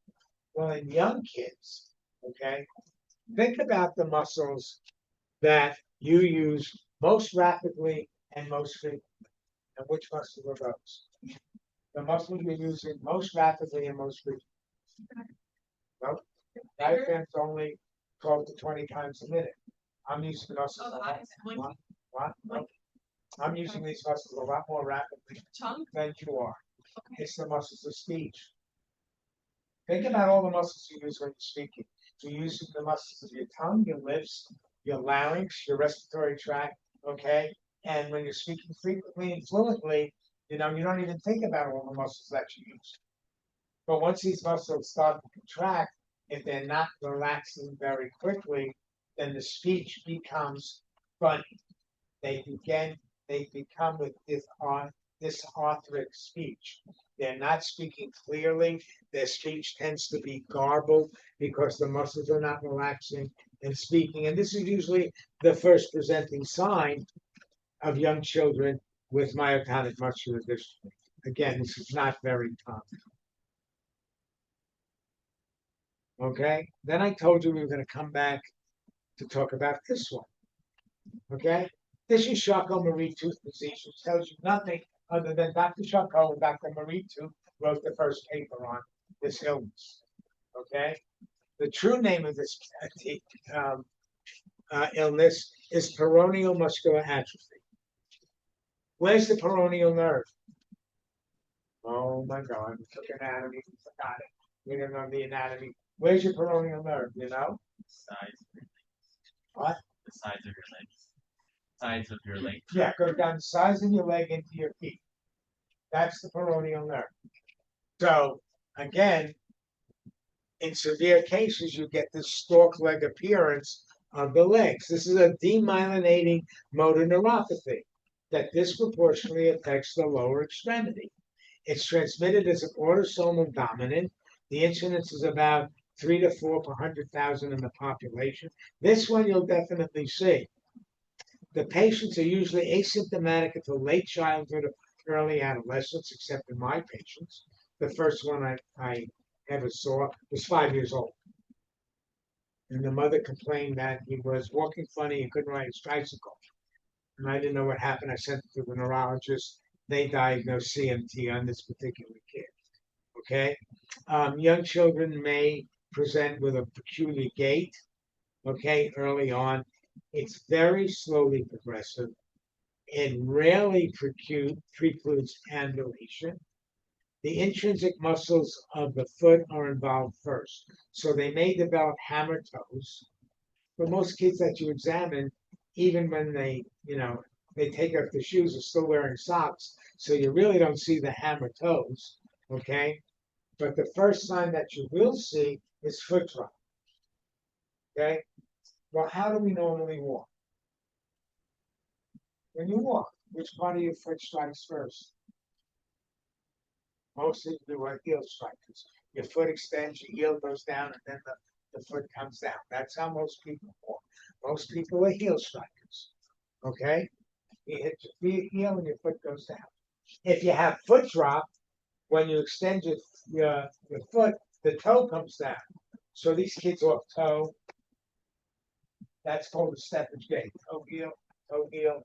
Because when you extend the foot, if you have a foot drop, this is the part of the foot that hits first. So it's a toe heel walk. That's what the steppage gait is. There's only one other disease that causes steppage gait. Presents with steppage gait. Anybody know what it is? Tertiary syphilis. Okay, may present with a steppage gait. So the initial presentation may be a foot drop and a steppage gait because of the weakness of the intrinsic muscles of the foot. Okay, then the anterior compartment of the leg is affected, so you get this stalk leg appearance in the leg, and occasionally it can affect contractions of the muscle in hand and forearm, and you get this torn deformity as well. I had one family with this. First, it's genetic. It's transmitted as an autosomal dominant. It's frequently referred to as CMT, Charcot-Marie tooth. Okay, they can identify the etiology. Okay, this guy is in his 40s with 3 kids, so it hasn't affected his life or anything else. I mean, he's functioning just fine and dandy, but he has the steppage gait. Now, the other kids that I diagnosed were a lot older. They were usually adolescents. And the chief complaint of these kids was, I can't keep up playing basketball. I can't keep up playing sports. I can't run the bases like I used to. Okay. And all you have to do is make them walk up and down the hall, and you see they're walking with this peculiar weakness, steppage gait, and you can get that the diagnosis that this is what this kid probably has. It's probably Charcot-Marie tooth. Okay. Recently, a study has come out and said that if you give these kids exercise, progressive resistance training, resistance to the weakness, okay, it significantly reduces the muscle weakness of these patients. Okay, this came out in 2017, so that may be the treatment to improve the functioning of these kids for long periods of time. But usually the ones with the steppage gait, their chief complaint is that they can't keep up with their peers in sports. They have this one. This is congenital cervical spinal atrophy. Okay? Here we have a rare disorder, I've never seen this, presenting with dramatic flaccid paralysis of the upper extremity at the time of birth. Okay? It's probably due to some sort of innovation in utero, somewhere in the first trimester, secondary to some prenatal insult. Okay, my God, this looks like a nerve palsy, right? The head rate and tip sign. Okay, the question is, do we call the lawyer? Did the obstetrician yank on this kid's neck so hard that he has, a nerve palsy in both hands? Or can we differentiate congenital spinal, cervical spinal atrophy from a nerve palsy? You can determine it. And how do you determine it? You look at the palms. Okay? These kids have no flexion creases. Because how do we develop flexion creases? By opening and closing our hands in utero. We develop all the flexion creases in our palms. This was in the first trimester. This kid wasn't flexing or opening the hands at all. So when you look at him, he has no flexion creases. This occurred in utero. You can't blame the obstetrician for this one. And the last of the muscle disorders is myotonia congenita. Didn't I talk about myotonia before? Did I talk about myotonic muscular dystrophy?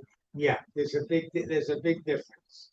Okay, myotonia congenita is an inherited disorder of skeletal muscle, and the only complaint is muscle stiffness. Okay, it's transmitted as an autosomal dominant and recessive. Usually, it develops at 2 to 3 years of age. That's when you begin to see it, as opposed to myotonic muscular dystrophy, which doesn't show up until the kid is over 5. So the symptoms of myotonia congenita are a lot young. They start a lot younger. And these kids look like bodybuilders. They have generalized muscular hypertrophy. Okay? And the only symptom is after a period of inactivity, sitting, sleeping, when they get up, the muscles are very difficult to maneuver. And the more maneuvering they do, the more of the muscle stiffness decreases, and then they appear normal till the next period of inactivity. And this is how we differentiate the two. In myotonia congenita, there's no atrophy of muscles at all, and it presents at a younger age, as opposed to myotonic muscular dystrophy, where there may be atrophy. Now, I said to you when we were talking about polio, hypotonia, that there's a new one out there, okay? Acute flaccid paralysis, right? This was first diagnosed in 2014. This is a new disease. It didn't occur before 2014. And this is an acute syndrome of acute focal weakness involving the anterior horn cells. Well, what infection did we talk about that affects the anterior horn cells? Polio. Okay, so this is very similar to polio. Okay, it's an infectious disease that affects the anterior horn cell. Okay, acute flaccid myelitis, anterior horn cell, acute onset of flaccid limb weakness. Guillain-Barré can present this way also, right? Guillain-Barré, sudden onset of limb weakness and maybe botulism. Okay, so this first appeared in 2014, and for some reason only occurred in even numbered years. Don't ask me why. It occurred in 2014, 16, 18, 2020, 2022, and then for some reason in 2023, it screwed up and showed up.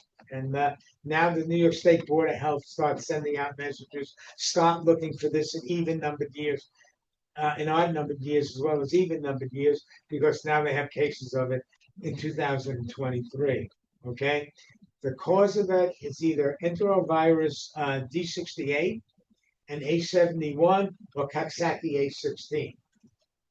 Okay, polio is an enterovirus also. Okay, 2 weeks. The presentation is 2 weeks prior to the onset of the illness, 2 to 4 weeks. They have a febrile illness with respiratory symptoms if it's due to enterovirus D68. If it's due to Coxsackie, they have hand, foot, mouth disease. Okay, and 50% of the family members all have the same symptoms. Oh, this is some sort of virus you picked up. Maybe you were on vacation and you picked it up swimming wherever lake or pool you were in, and everybody got better. No big deal. Okay, and then 2 to 4 weeks later, the fever comes back, the limb pain comes back, and there's sudden onset of flaccid limb weakness with loss of muscle tone. And there's loss of muscle tone or weakness in the upper extremities. Okay? Polio began in the lower extremities. This begins in the upper extremities. And there's proximal weakness rather than distal weakness. Polio had distal weakness. So it presents with weakness, but the presentation is very different. There's absence of deep tendon reflexes. Why there absence of deep tendon reflexes? Because this is an anterior horn cell disease, and your reflexes go through the anterior horn cell of the spinal cord. They have meningeal signs, headache, stiff neck, and back pain. A71 can give you brainstem myelitis and truncal weakness more commonly. That's the Coxsackie. D68, the weakness is greater at the onset and more severe. So any patient who shows up in the emergency room with facial droop, dysphagia, sudden arm or leg weakness, droopy eyelids or decreased movements of the eye, meaning the oculomotor nerve, gets put straight to the hospital, because this weakness is involving more of the up above the neck. And if it involves more above the neck, you're talking about bulbar involvement. And if you're having bulbar involvement, they are going to stop breathing. So they belong in the hospital. Okay? You culture everything: CSF, blood, nasopharyngeal, and stool. Even though you're culturing it, it's unlikely you're going to find anything, because the infection, we said, was 2 to 4 weeks before the symptoms start. But you culture it anyway, just to make sure that you're not missing anything. And the cultures that you take are two cultures 24 hours apart. Do you do an MRI? You delay it, okay, for at least 48 hours after the diagnosis made, because you don't want them to stop breathing while they're having their MRI done. You get a great picture, but a dead patient. So you delay the MRI, okay, and what you're looking for is anterior horn cell involvement, particularly in the cervical spine area. So this is a new one. It's out there. And if you have anybody who shows up with facial weakness, you really want to, be concerned about this one. Okay? So that's the neuromuscular diseases. Now we talk about the neurocutaneous disorders. What's the diagnosis? What? This is neurofibromatosis. There's your cafe au lait spots. And you need 6 or more to have one. This kid had 1, 2, 3, 4, 5, 6. He definitely has neurofibromatosis. Okay? Neurofibromatosis is characterized by multiple tumors, okay, of the spinal and cranial nerves, subcutaneous neurofibromas, and abnormal skin pigmentation. Now, there are 2 forms of neurofibromatosis.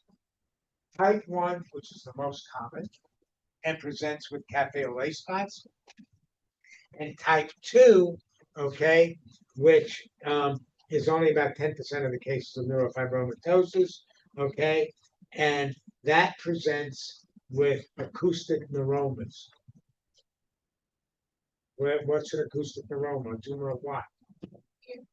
What? The auditory nerve. Okay, that's the acoustic neuroma. So type 1, okay, the incidence is about 1 in 3,000 births. We know where the gene is. It's on the long arm of chromosome 17, okay, but 50% may be new mutations. Type 2 is a lot less common. It's on a different chromosome. It's on the long arm of chromosome 22, okay, and the majority of type 2 are new mutations. So the more common one is type 1, and the hallmark is 6 or more cafe au lait spots. And when they taught you about neurofibromatosis, did they tell you how big the cafe au lait spot should be? 5 What? million. Greater than 1 centimeter. Okay? Because it's an adult. So you need 6 or more greater than 1 centimeter. That's what they taught.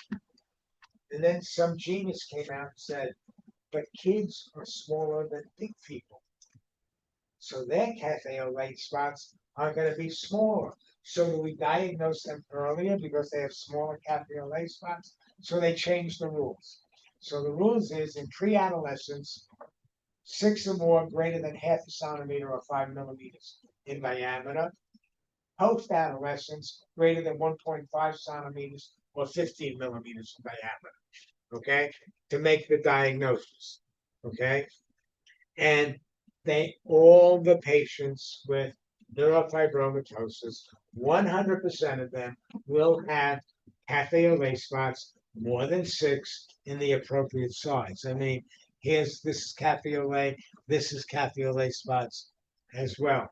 Okay, but they also have inguinal and axillary freckling. What's inguinal and axillary freckling?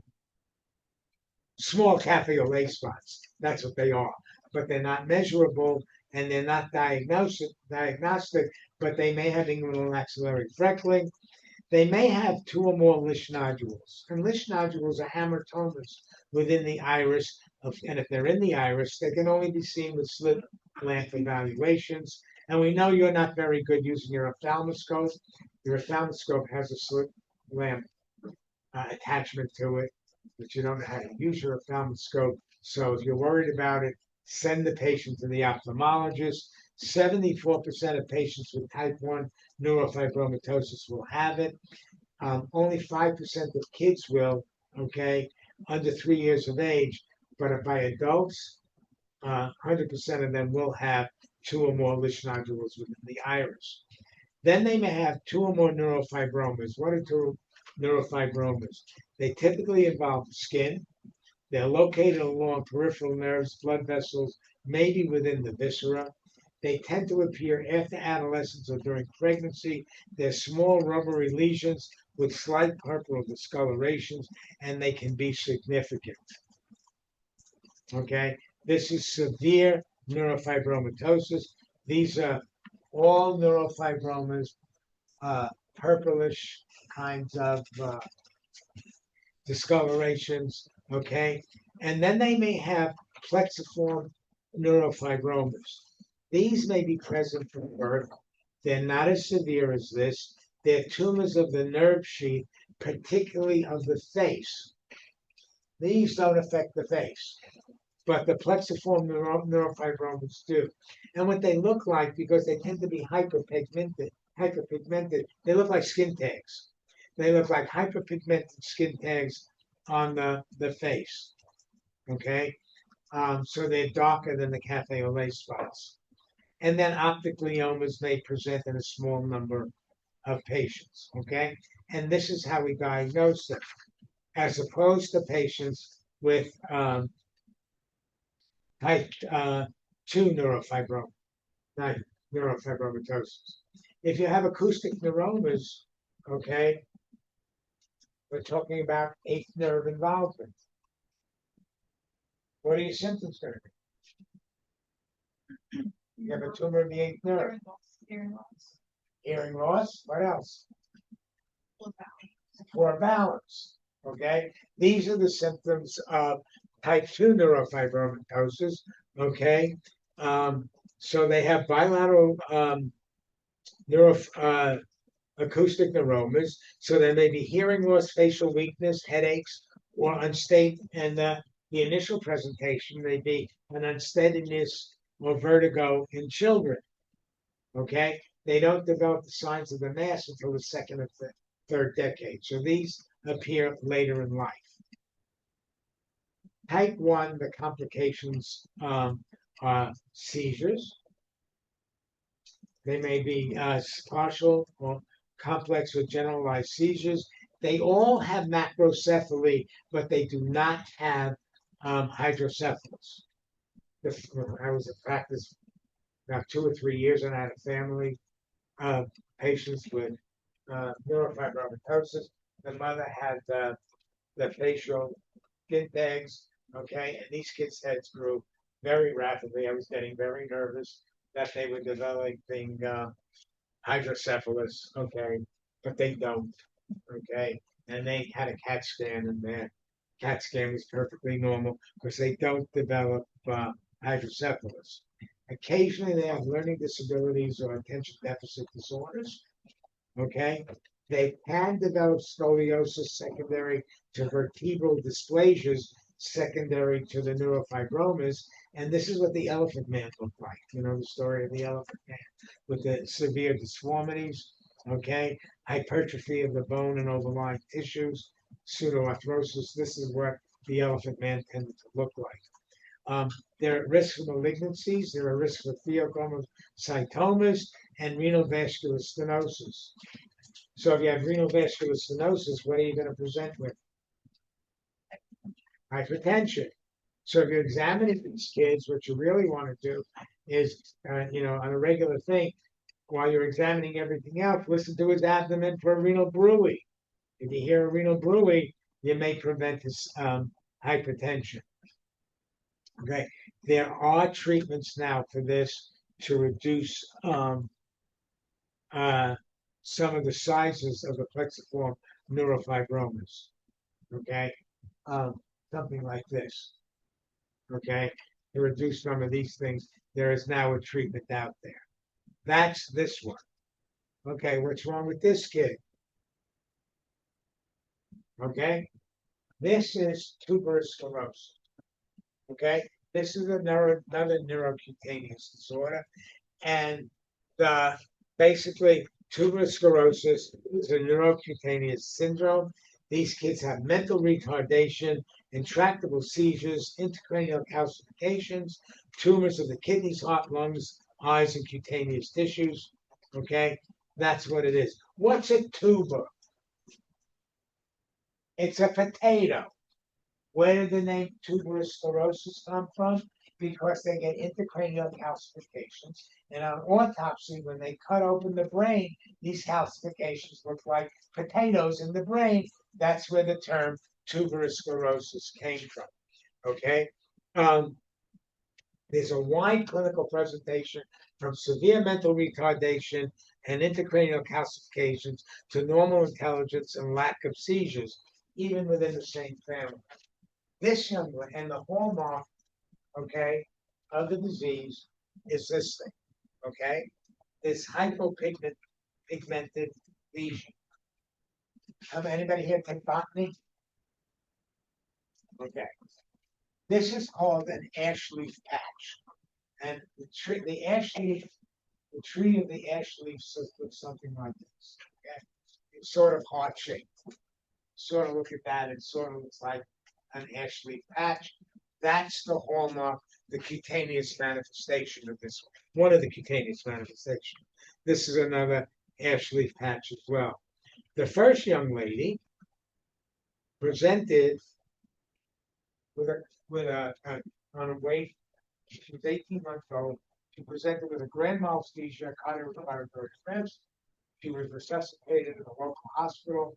They called us up to come get the kid. We bring the kid back to the PICU. The mother gives this real bizarre history that she was up in Rhode Island. They did a cardiac catheterization. For what reason, she has no idea, and she doesn't remember the name of the doctor or the hospital that the kid was in. We couldn't get the records, so we had no idea what was going on. We called the neurologist. The neurologist came in, took one look, and says she has tuberous sclerosis. This is before MRIs and CAT scans. Okay, this is what we're talking about. All right.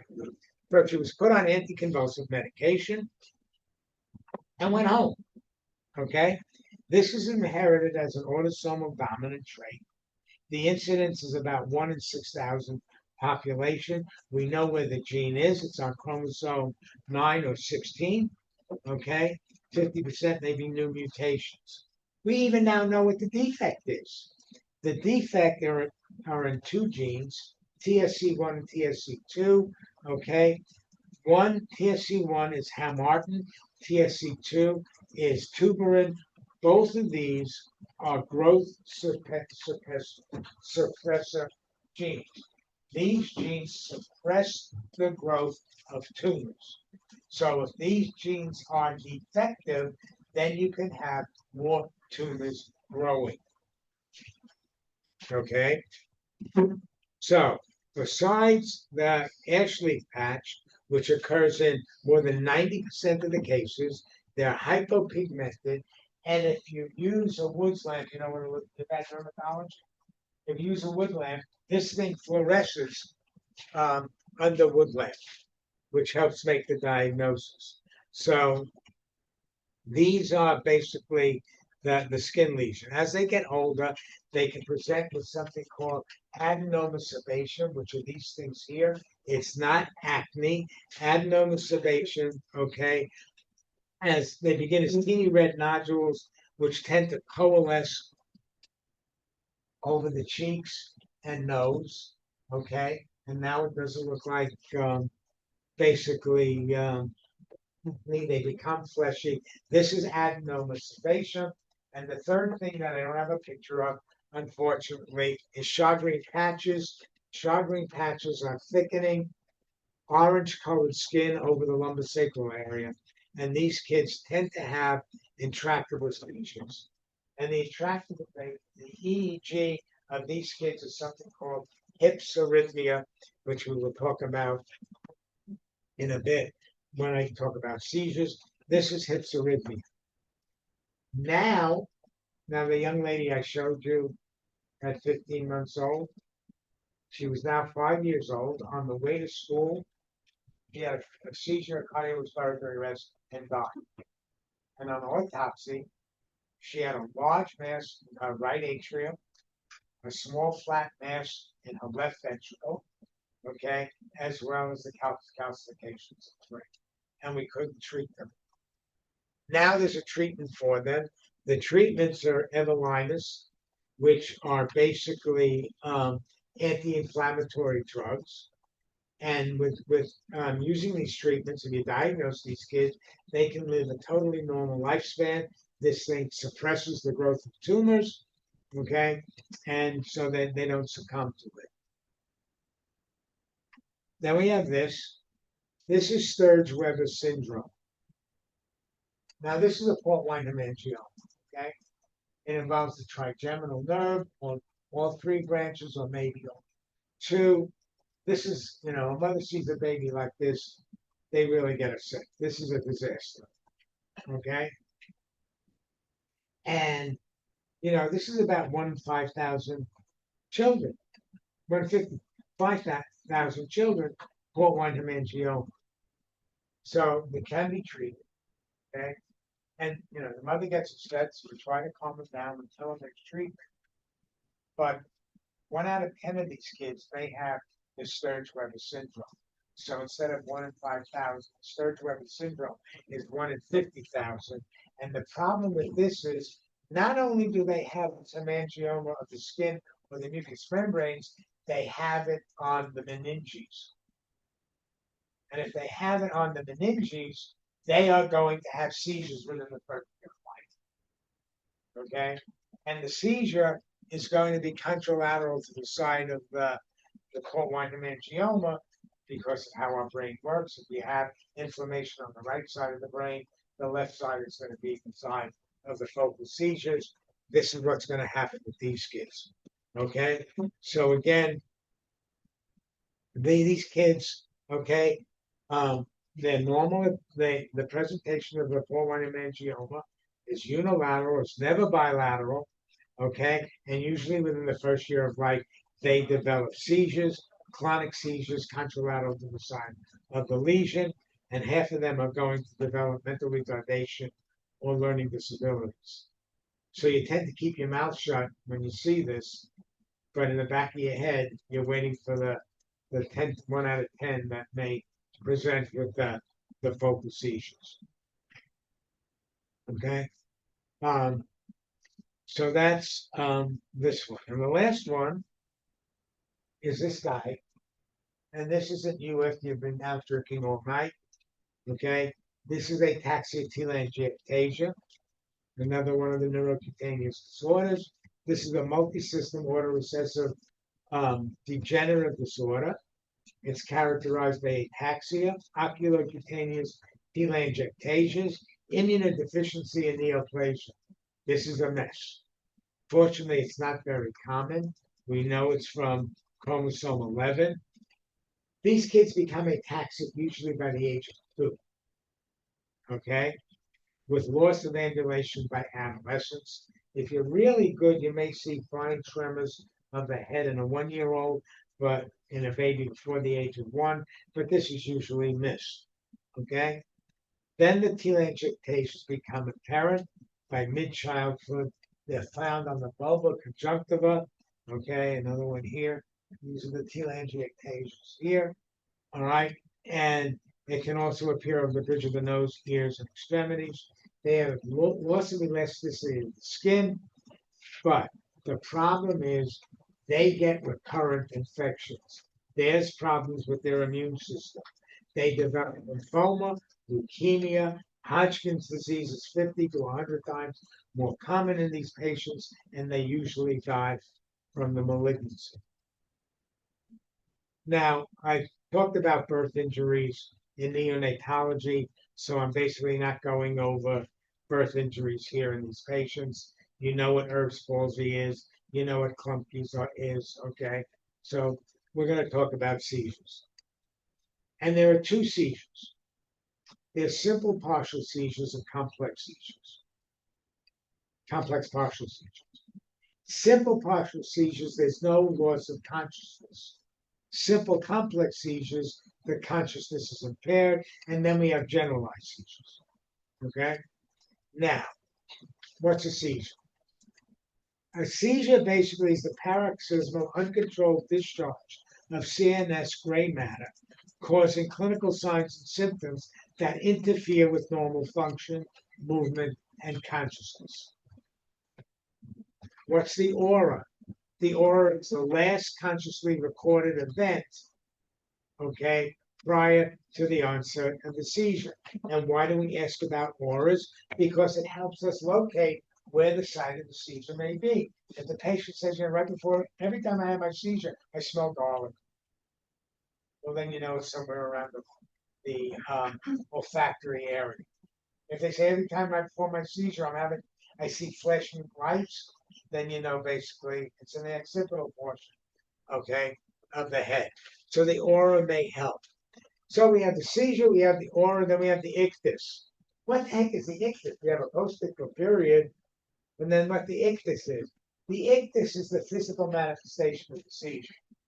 This, people call seizure the physical manifestation, okay? But the seizure is really the electrical discharge, and the ictus is the physical manifestation, and then we have the post-ictal period. Seizures are common in children, okay? 10% of kids are going to have a seizure at one time or another. Now, most seizures are triggered by things that are outside the brain. Fever can trigger seizures. Infection, fainting, head trauma, hypoxia, toxins, cardiac arrhythmias, okay, metabolic things like hypoglycemia and hypocalcemia can all trigger a seizure. So when someone presents with a seizure, you really want to find out what the possible etiology is that caused the seizure, okay? And unfortunately, no seizure type is specific for a specific illness. 3 to 4% of all children will have a febrile seizure before the age of 5. And only 1/3 of seizures in children are caused by epilepsy. Okay? And what the heck is epilepsy? Epilepsy is defined as 2 or more seizures unprovoked by any etiology that we know of. So you went through your differential diagnosis, you couldn't find any cause of the seizure, no fever, no hypoglycemia, no head trauma. Okay, maybe they had epilepsy as the etiology. But only 3% of the entire population have been diagnosed with epilepsy. Okay, and the annual prevalence of epilepsy is even lower because many kids outgrow epilepsy. They had epilepsy as kids, you treat them, and all of a sudden their epilepsy disappears or gets better. 80% of all people with seizures will have their first seizure before the age of 20, which means pediatric seizures are basically a pediatric problem. Okay, now there are environmental issues that may induce a fever. Okay, induce a seizure. Fever is the big one. We know that fever lowers the seizure threshold. That's why children who have febrile seizures only have the seizure when they're febrile and not when they're not febrile. Adolescents who may have some form of epilepsy that was treated, they grow out of the epilepsy, they go away to college, and all of a sudden the seizure returns. Why?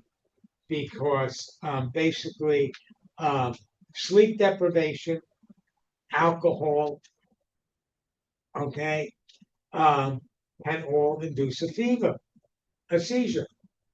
So they go away to college, they stay up all night studying, they go out on weekends drinking, and all of a sudden their seizures return, when they had been gone for a short period of time, and that's because the environmental factors have changed. Stress can also lower the seizure threshold, and you also know how comfortable you are right before exams. Okay, so all of these, if you have the tendency, can trigger seizures. The age of the patient is important. Under the age of 5, okay, the triggers for seizures most commonly are perinatal injury, congenital malformations, CNS infection, or metabolic disorders like hypocalcemia or hypoglycemia and hypoxia. Those are the most common causes of seizures in children under the age of 5. Over the age of 5, head trauma is the most common cause of seizures in patients over the age of 5. Okay? It's the most common cause of epilepsy in young adults. Now, what you have to be aware of is there's something called the post-concussive seizure. A kid decides to go down the slide head first, he comes off the slide, he becomes airborne, he hits his head, and he has an immediate seizure. Or he's climbing a tree, he falls out of the tree, he hits his head, he has an immediate seizure. Okay? That has no prognostic significance. Okay? And generally, they are benign. Okay? And the problem is, okay, is that we now have CAT scans. And every time a kid hits his head and loses consciousness or has a seizure, they do a CAT scan. Okay? And, if the kid has no neurologic symptoms whatsoever, I hold back on the CAT scan because what they're reporting now is the more CAT scans you're having, the more radiation these kids are getting. And now the increased CAT scan is increasing in malignancies in kids who are having repeated CAT scans. So these kids do not need the $1 million workup with a post-concussive seizure. Now, if they have a significant head trauma, skull fracture, automobile accident, okay, focal neurologic signs, yeah, these patients get a CAT scan, there's no question about it, because the epilepsy from head trauma does not show up until as long as 2 years after the head trauma.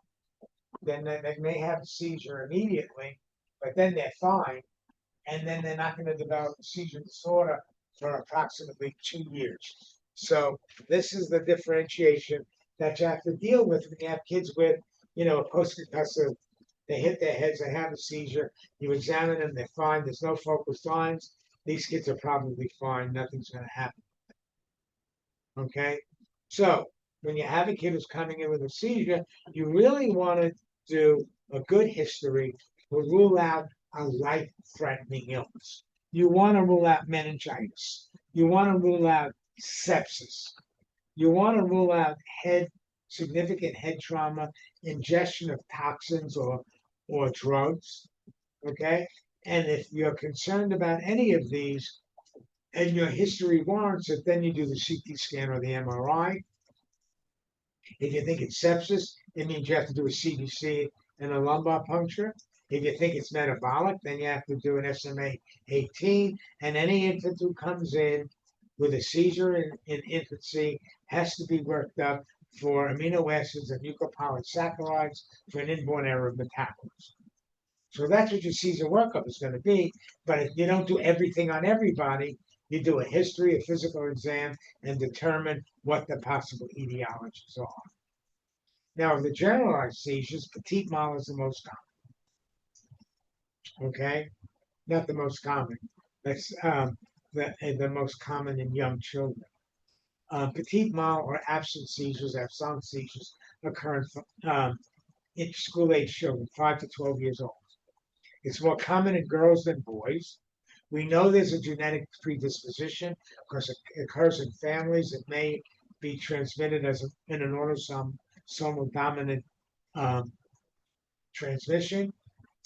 And basically, it's rarely associated with underlying CNS abnormalities. Okay? And basically, the seizure itself lasts for about 30 seconds, and it can occur as often as 50 times a day. So if you're having 50 seizures a day for 30 seconds at a time, what's the chief complaint that they're coming in with? What? Nothing. They're not paying attention in class. Because the typical seizure in these patients is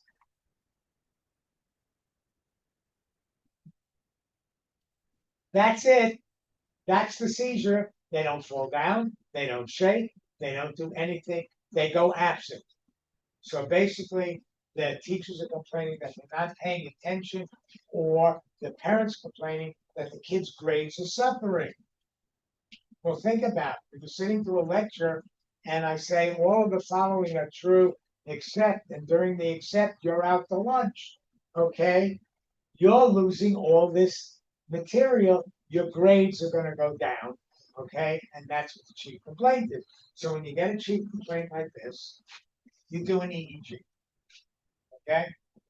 And the technician makes the diagnosis because if they're having a seizure, it's a classic finding. It's called 3 per second spike in rate. This is what they see on the EEG when the technician does it. Well, what happens when the technician does it and you're not having a seizure? How the heck does he know what's going on, right? So what they do is they use a strobe light. They hook them up to an EEG. They do it. EEG is perfectly normal. So then they take a strobe light, flicker, flicker, flicker, flicker, flicker, and they induce a seizure. And then they get the 3 per second spike in wave. Okay. Now, in the bad old days, before we had lights like this, you know those long tube fluorescent light bulbs? They flickered at 60 cycles per second. All of them flickered at 60 cycles per second. And your brain just tuned out the 60 cycle per second flickering, unless you had fatigue mild epilepsy, which didn't. And then remember, you'll remember, have you ever seen pictures of old computers on television? You know, when they had the computer and you saw the computer on television? All the old computers were cathode ray tubes, not flat screens, you know, the big fat. All of them flickered with the cathode ray tube at 60 cycles per second. So if the kid was using the computer or sitting in front of a television set, it would induce a seizure. So in the classroom, you know, if they use the computers in the dark ages, to you, in the dark ages, when they use the computer, the flickering of the TV or the flickering of the lights would induce seizures in these kids. Okay? Now, the younger you are with fatigue mild, the better the prognosis, because half the kids with fatigue mild epilepsy will get better as they get older. The older half they go on to develop grand mal epilepsy. Okay, and the grand mal epilepsy is, you know, total seizures. So the earlier you got the fatigue mild epilepsy, the better your prognosis. Okay. So this is how the presentation is. And I mean, board question, what's the EEG finding of fatigue mild epilepsy? 3 per second spike in wave is basically how they present. Then there are infantile spasms. Okay. And infantile spasms are brief, symmetrical myoclonic contractions of either the head, neck, trunk, or extremities. And they're symmetrical. If any seizure is focal, okay, even febrile seizures, if febrile seizures begin as a focal seizure, okay, that's not benign febrile seizures. It began as a focal seizure.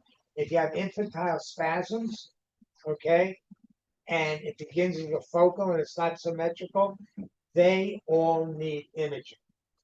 Now, infantile spasms, okay, usually begin about 4 to 6 months of age, okay, and basically they're symmetrical myoclonic contractions of the neck, trunk, and extremities.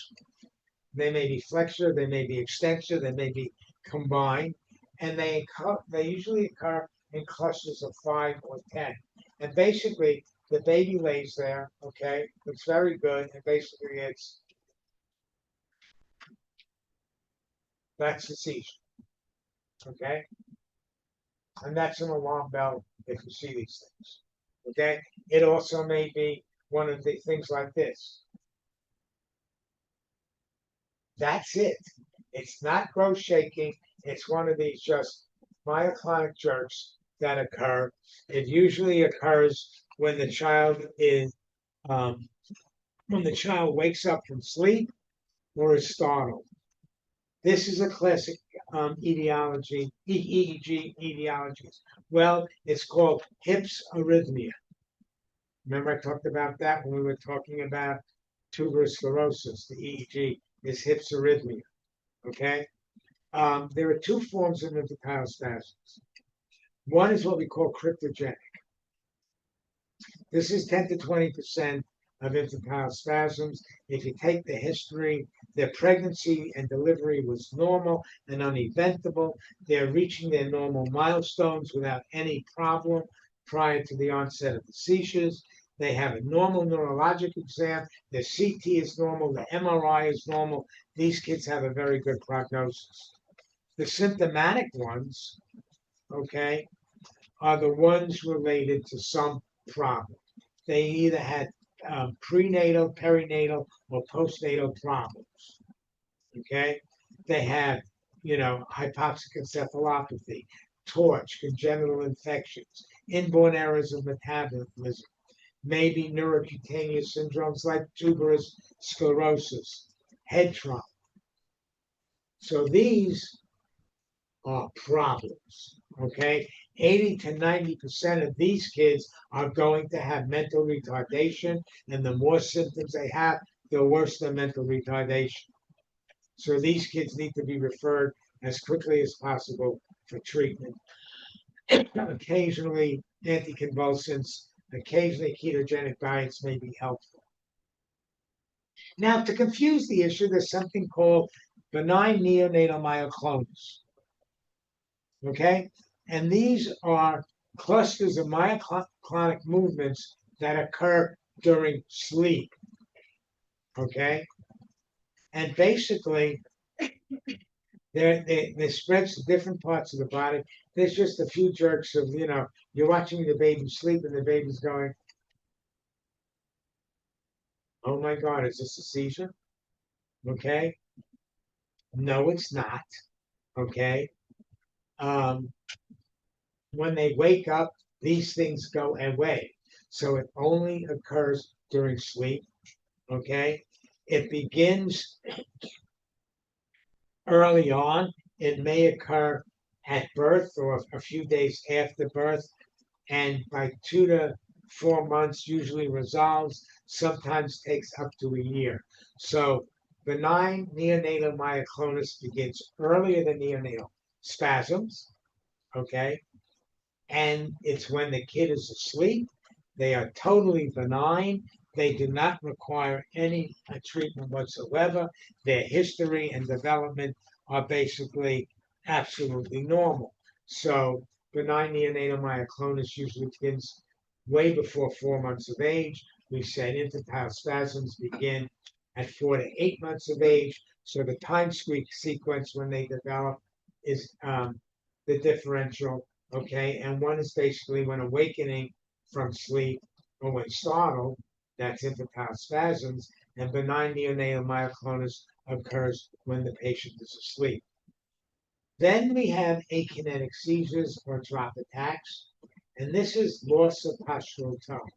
If you have loss of postural tone, what's going to happen to these kids? They're going to fall. Which way is it?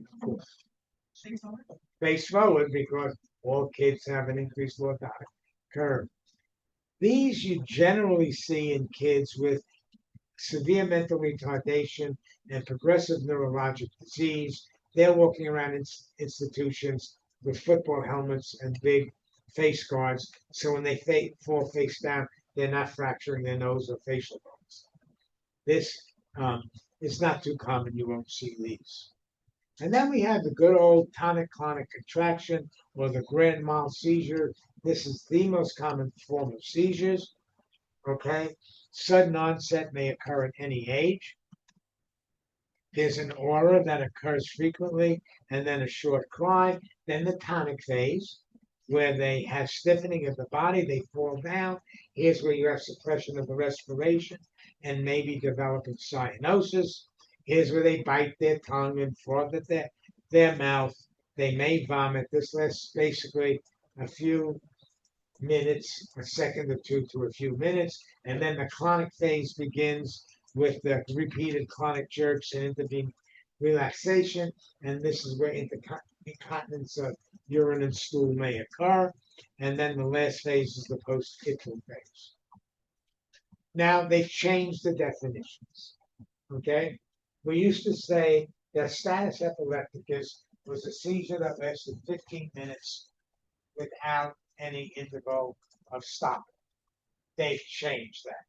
they've changed it quite a bit, okay? Because like I said to you, the most seizures last 2 to 3 minutes. They're brief, they're short lasting.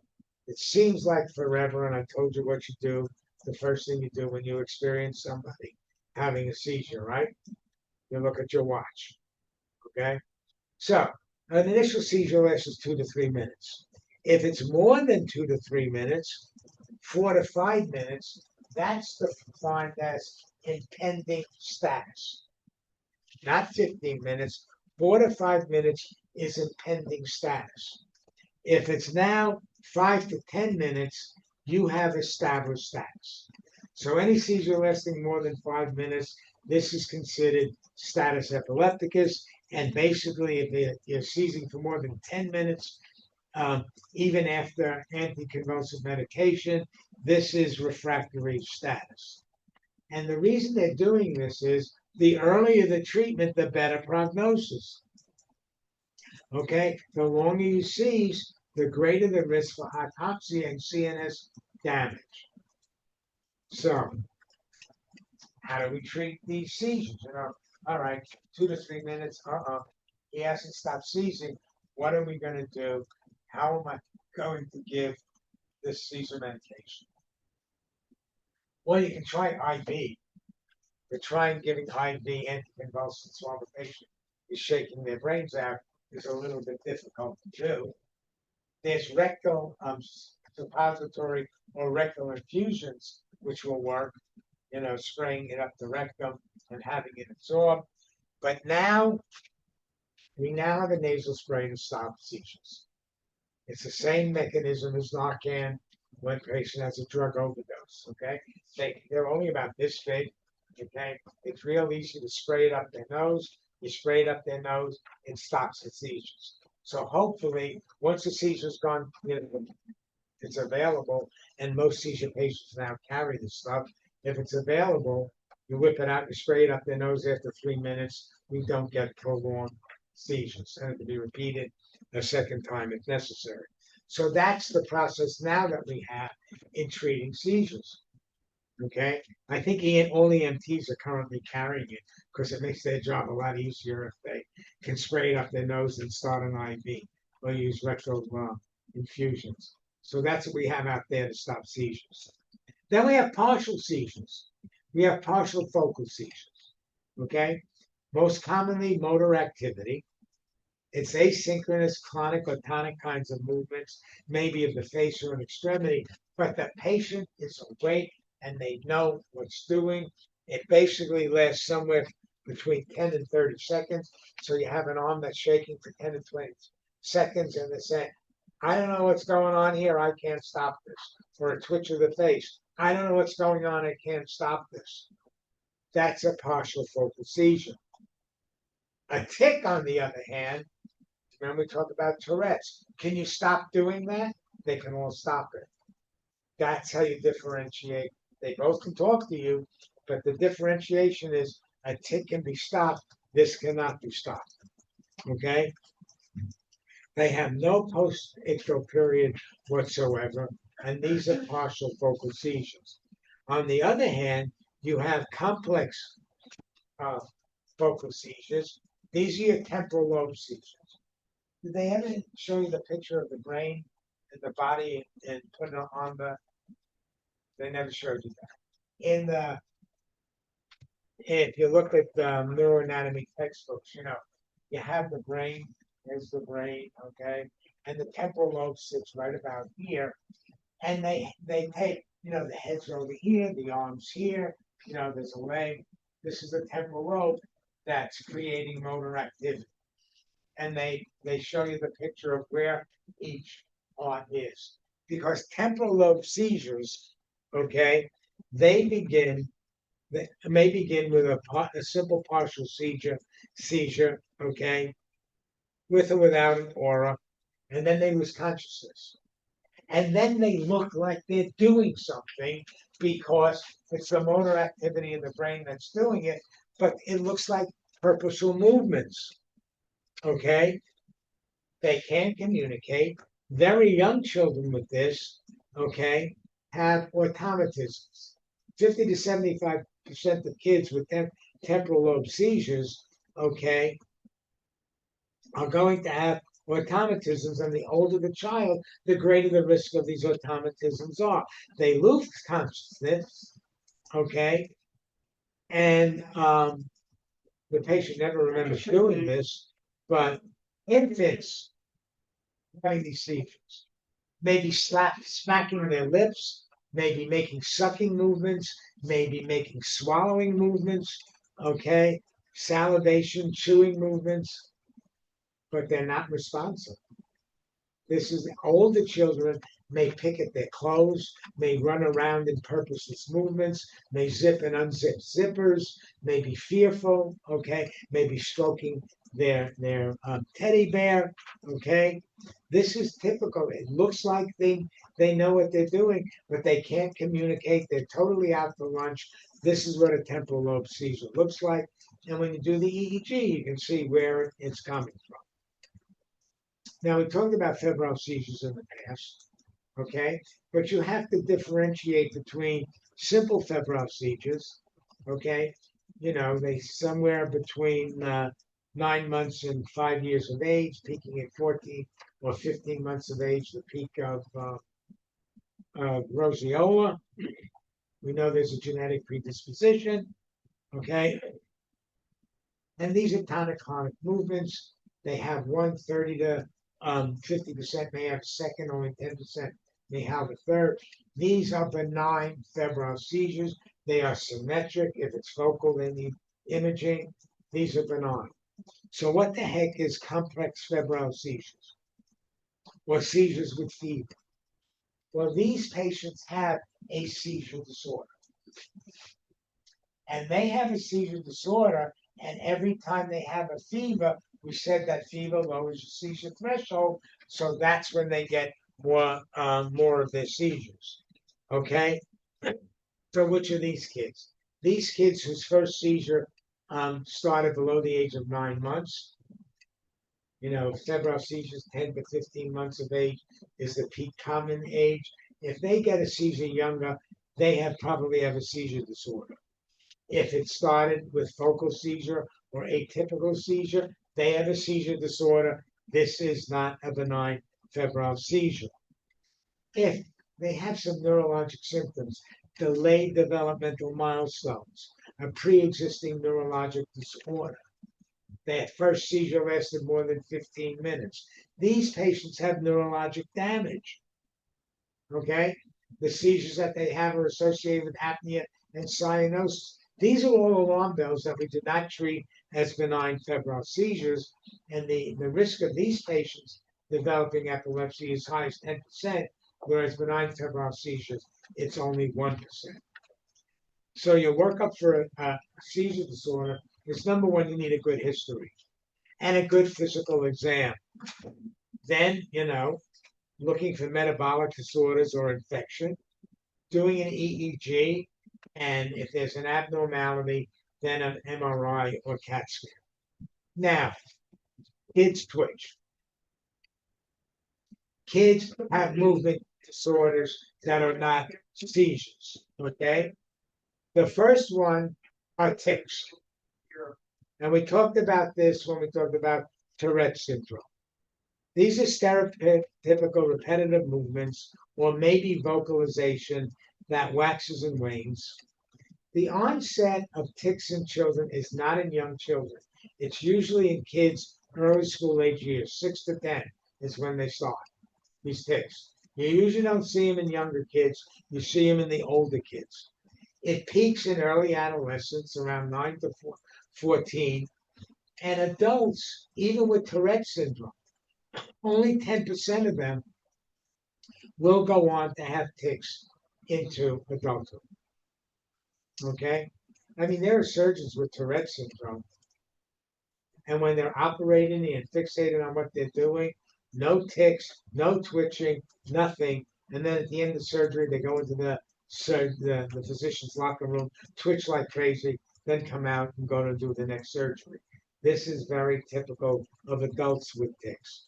The vocal tics may be simple grunts, sniffing, barking, okay, or complex with syllables or phrases, okay. Complex motor tics may be facial or body contortion, touching, hitting, smelling. I mean, there's all sorts of tics. Minor motor tics, the most common one in kids, eye blinking. Their mothers get nuts. They come in and this is, they notice the kid doing this. Then it stops, then it stops. This is a benign motor tic. You ignore it. The more you pay attention to it and yell at the kid for doing it, the worse it's going to come because the stress makes it worse. Now, in early grades, we can't just ignore it. Just ignore the minor motor tic. If the kid is constantly sniffing or clearing his throat, he does not have an infection. He has Tourette's syndrome or a tic. You tell the teacher to ignore it, unless, if he's barking like a dog, it may be a problem in the classroom, but generally it's not. What happens is, as they get into the fourth or fifth grade, now kids start to make fun of them. And when kids start to make fun of them, then you may have to treat these kids because it may be totally disruptive, psychologically impairing to these kids. But these kids who have these tics also have comorbidities, either OCD or ADHD, are possible with these particular kids. Then we have stereotypies. This is fixed identical patterns that are predictable, usually before the age of 3. And let me ask you something.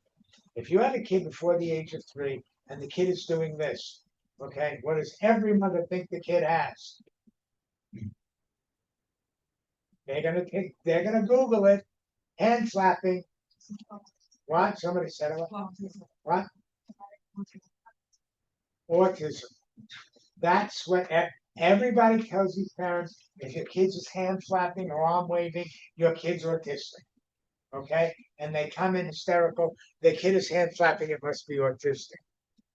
Stereotypies, okay, are very different.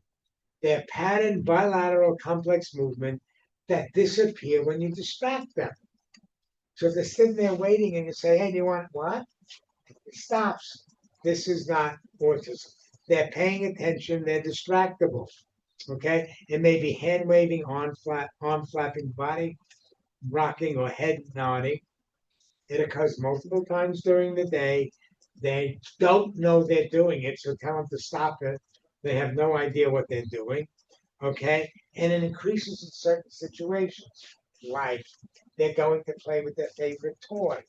And before they go to play with their favorite toy or play with the computer, they sit there and they do this, and then they pick up their toy, and it's done. Okay? But when mothers see hand flapping, okay, oh my God, the kid must be autistic. They're not. This disappears as they get older and requires no treatment whatsoever.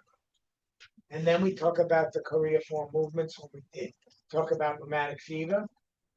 Remember choreiform movements? Hands out, palms down. Okay.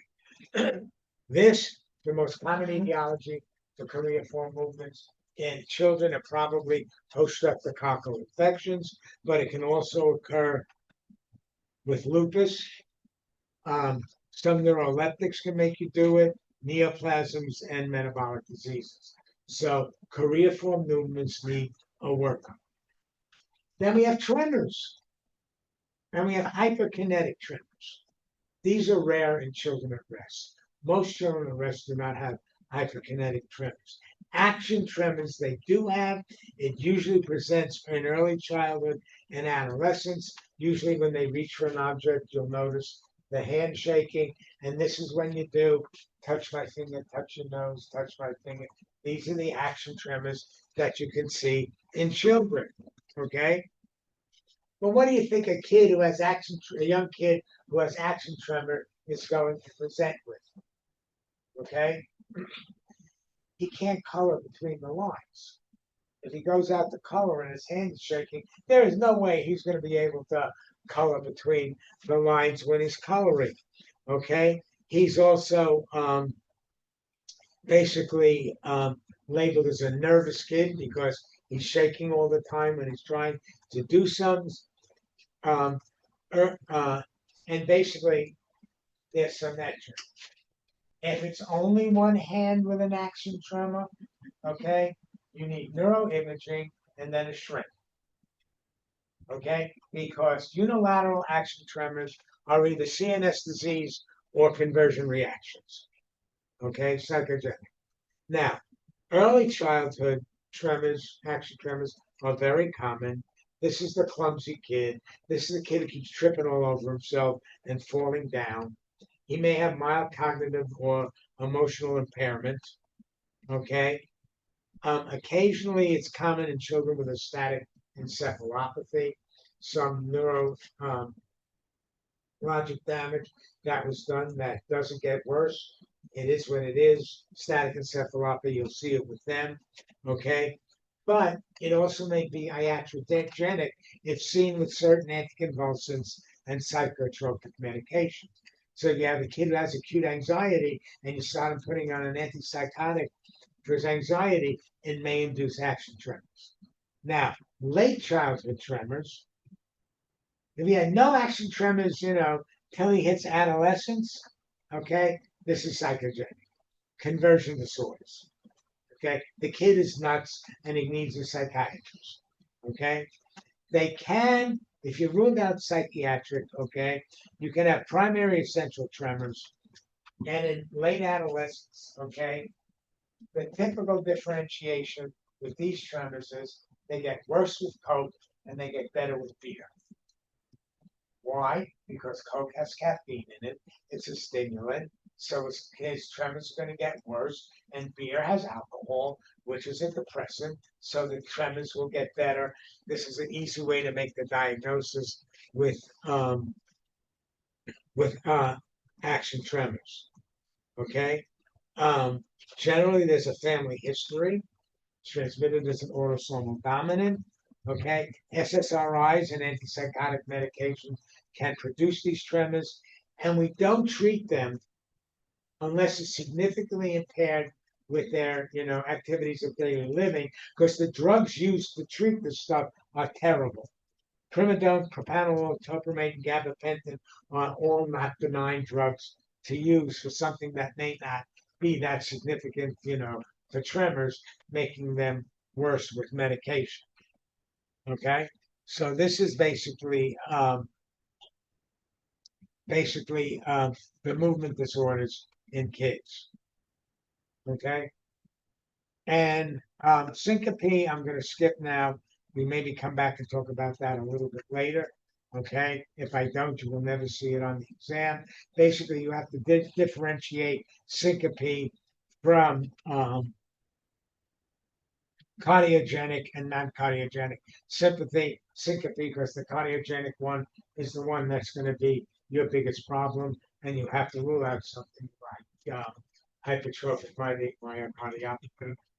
Okay, but we'll come back and talk about that at some other time. So I'll finish neurology here. When I come back next week, I will do adolescence, and then I will do nephrology. Okay, and we will take care of that. Thank you. All right. Have a good weekend. You too.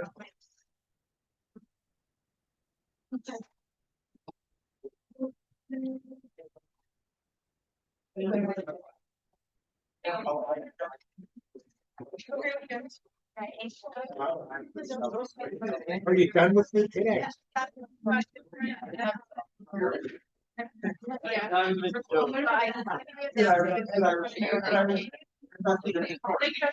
You're welcome.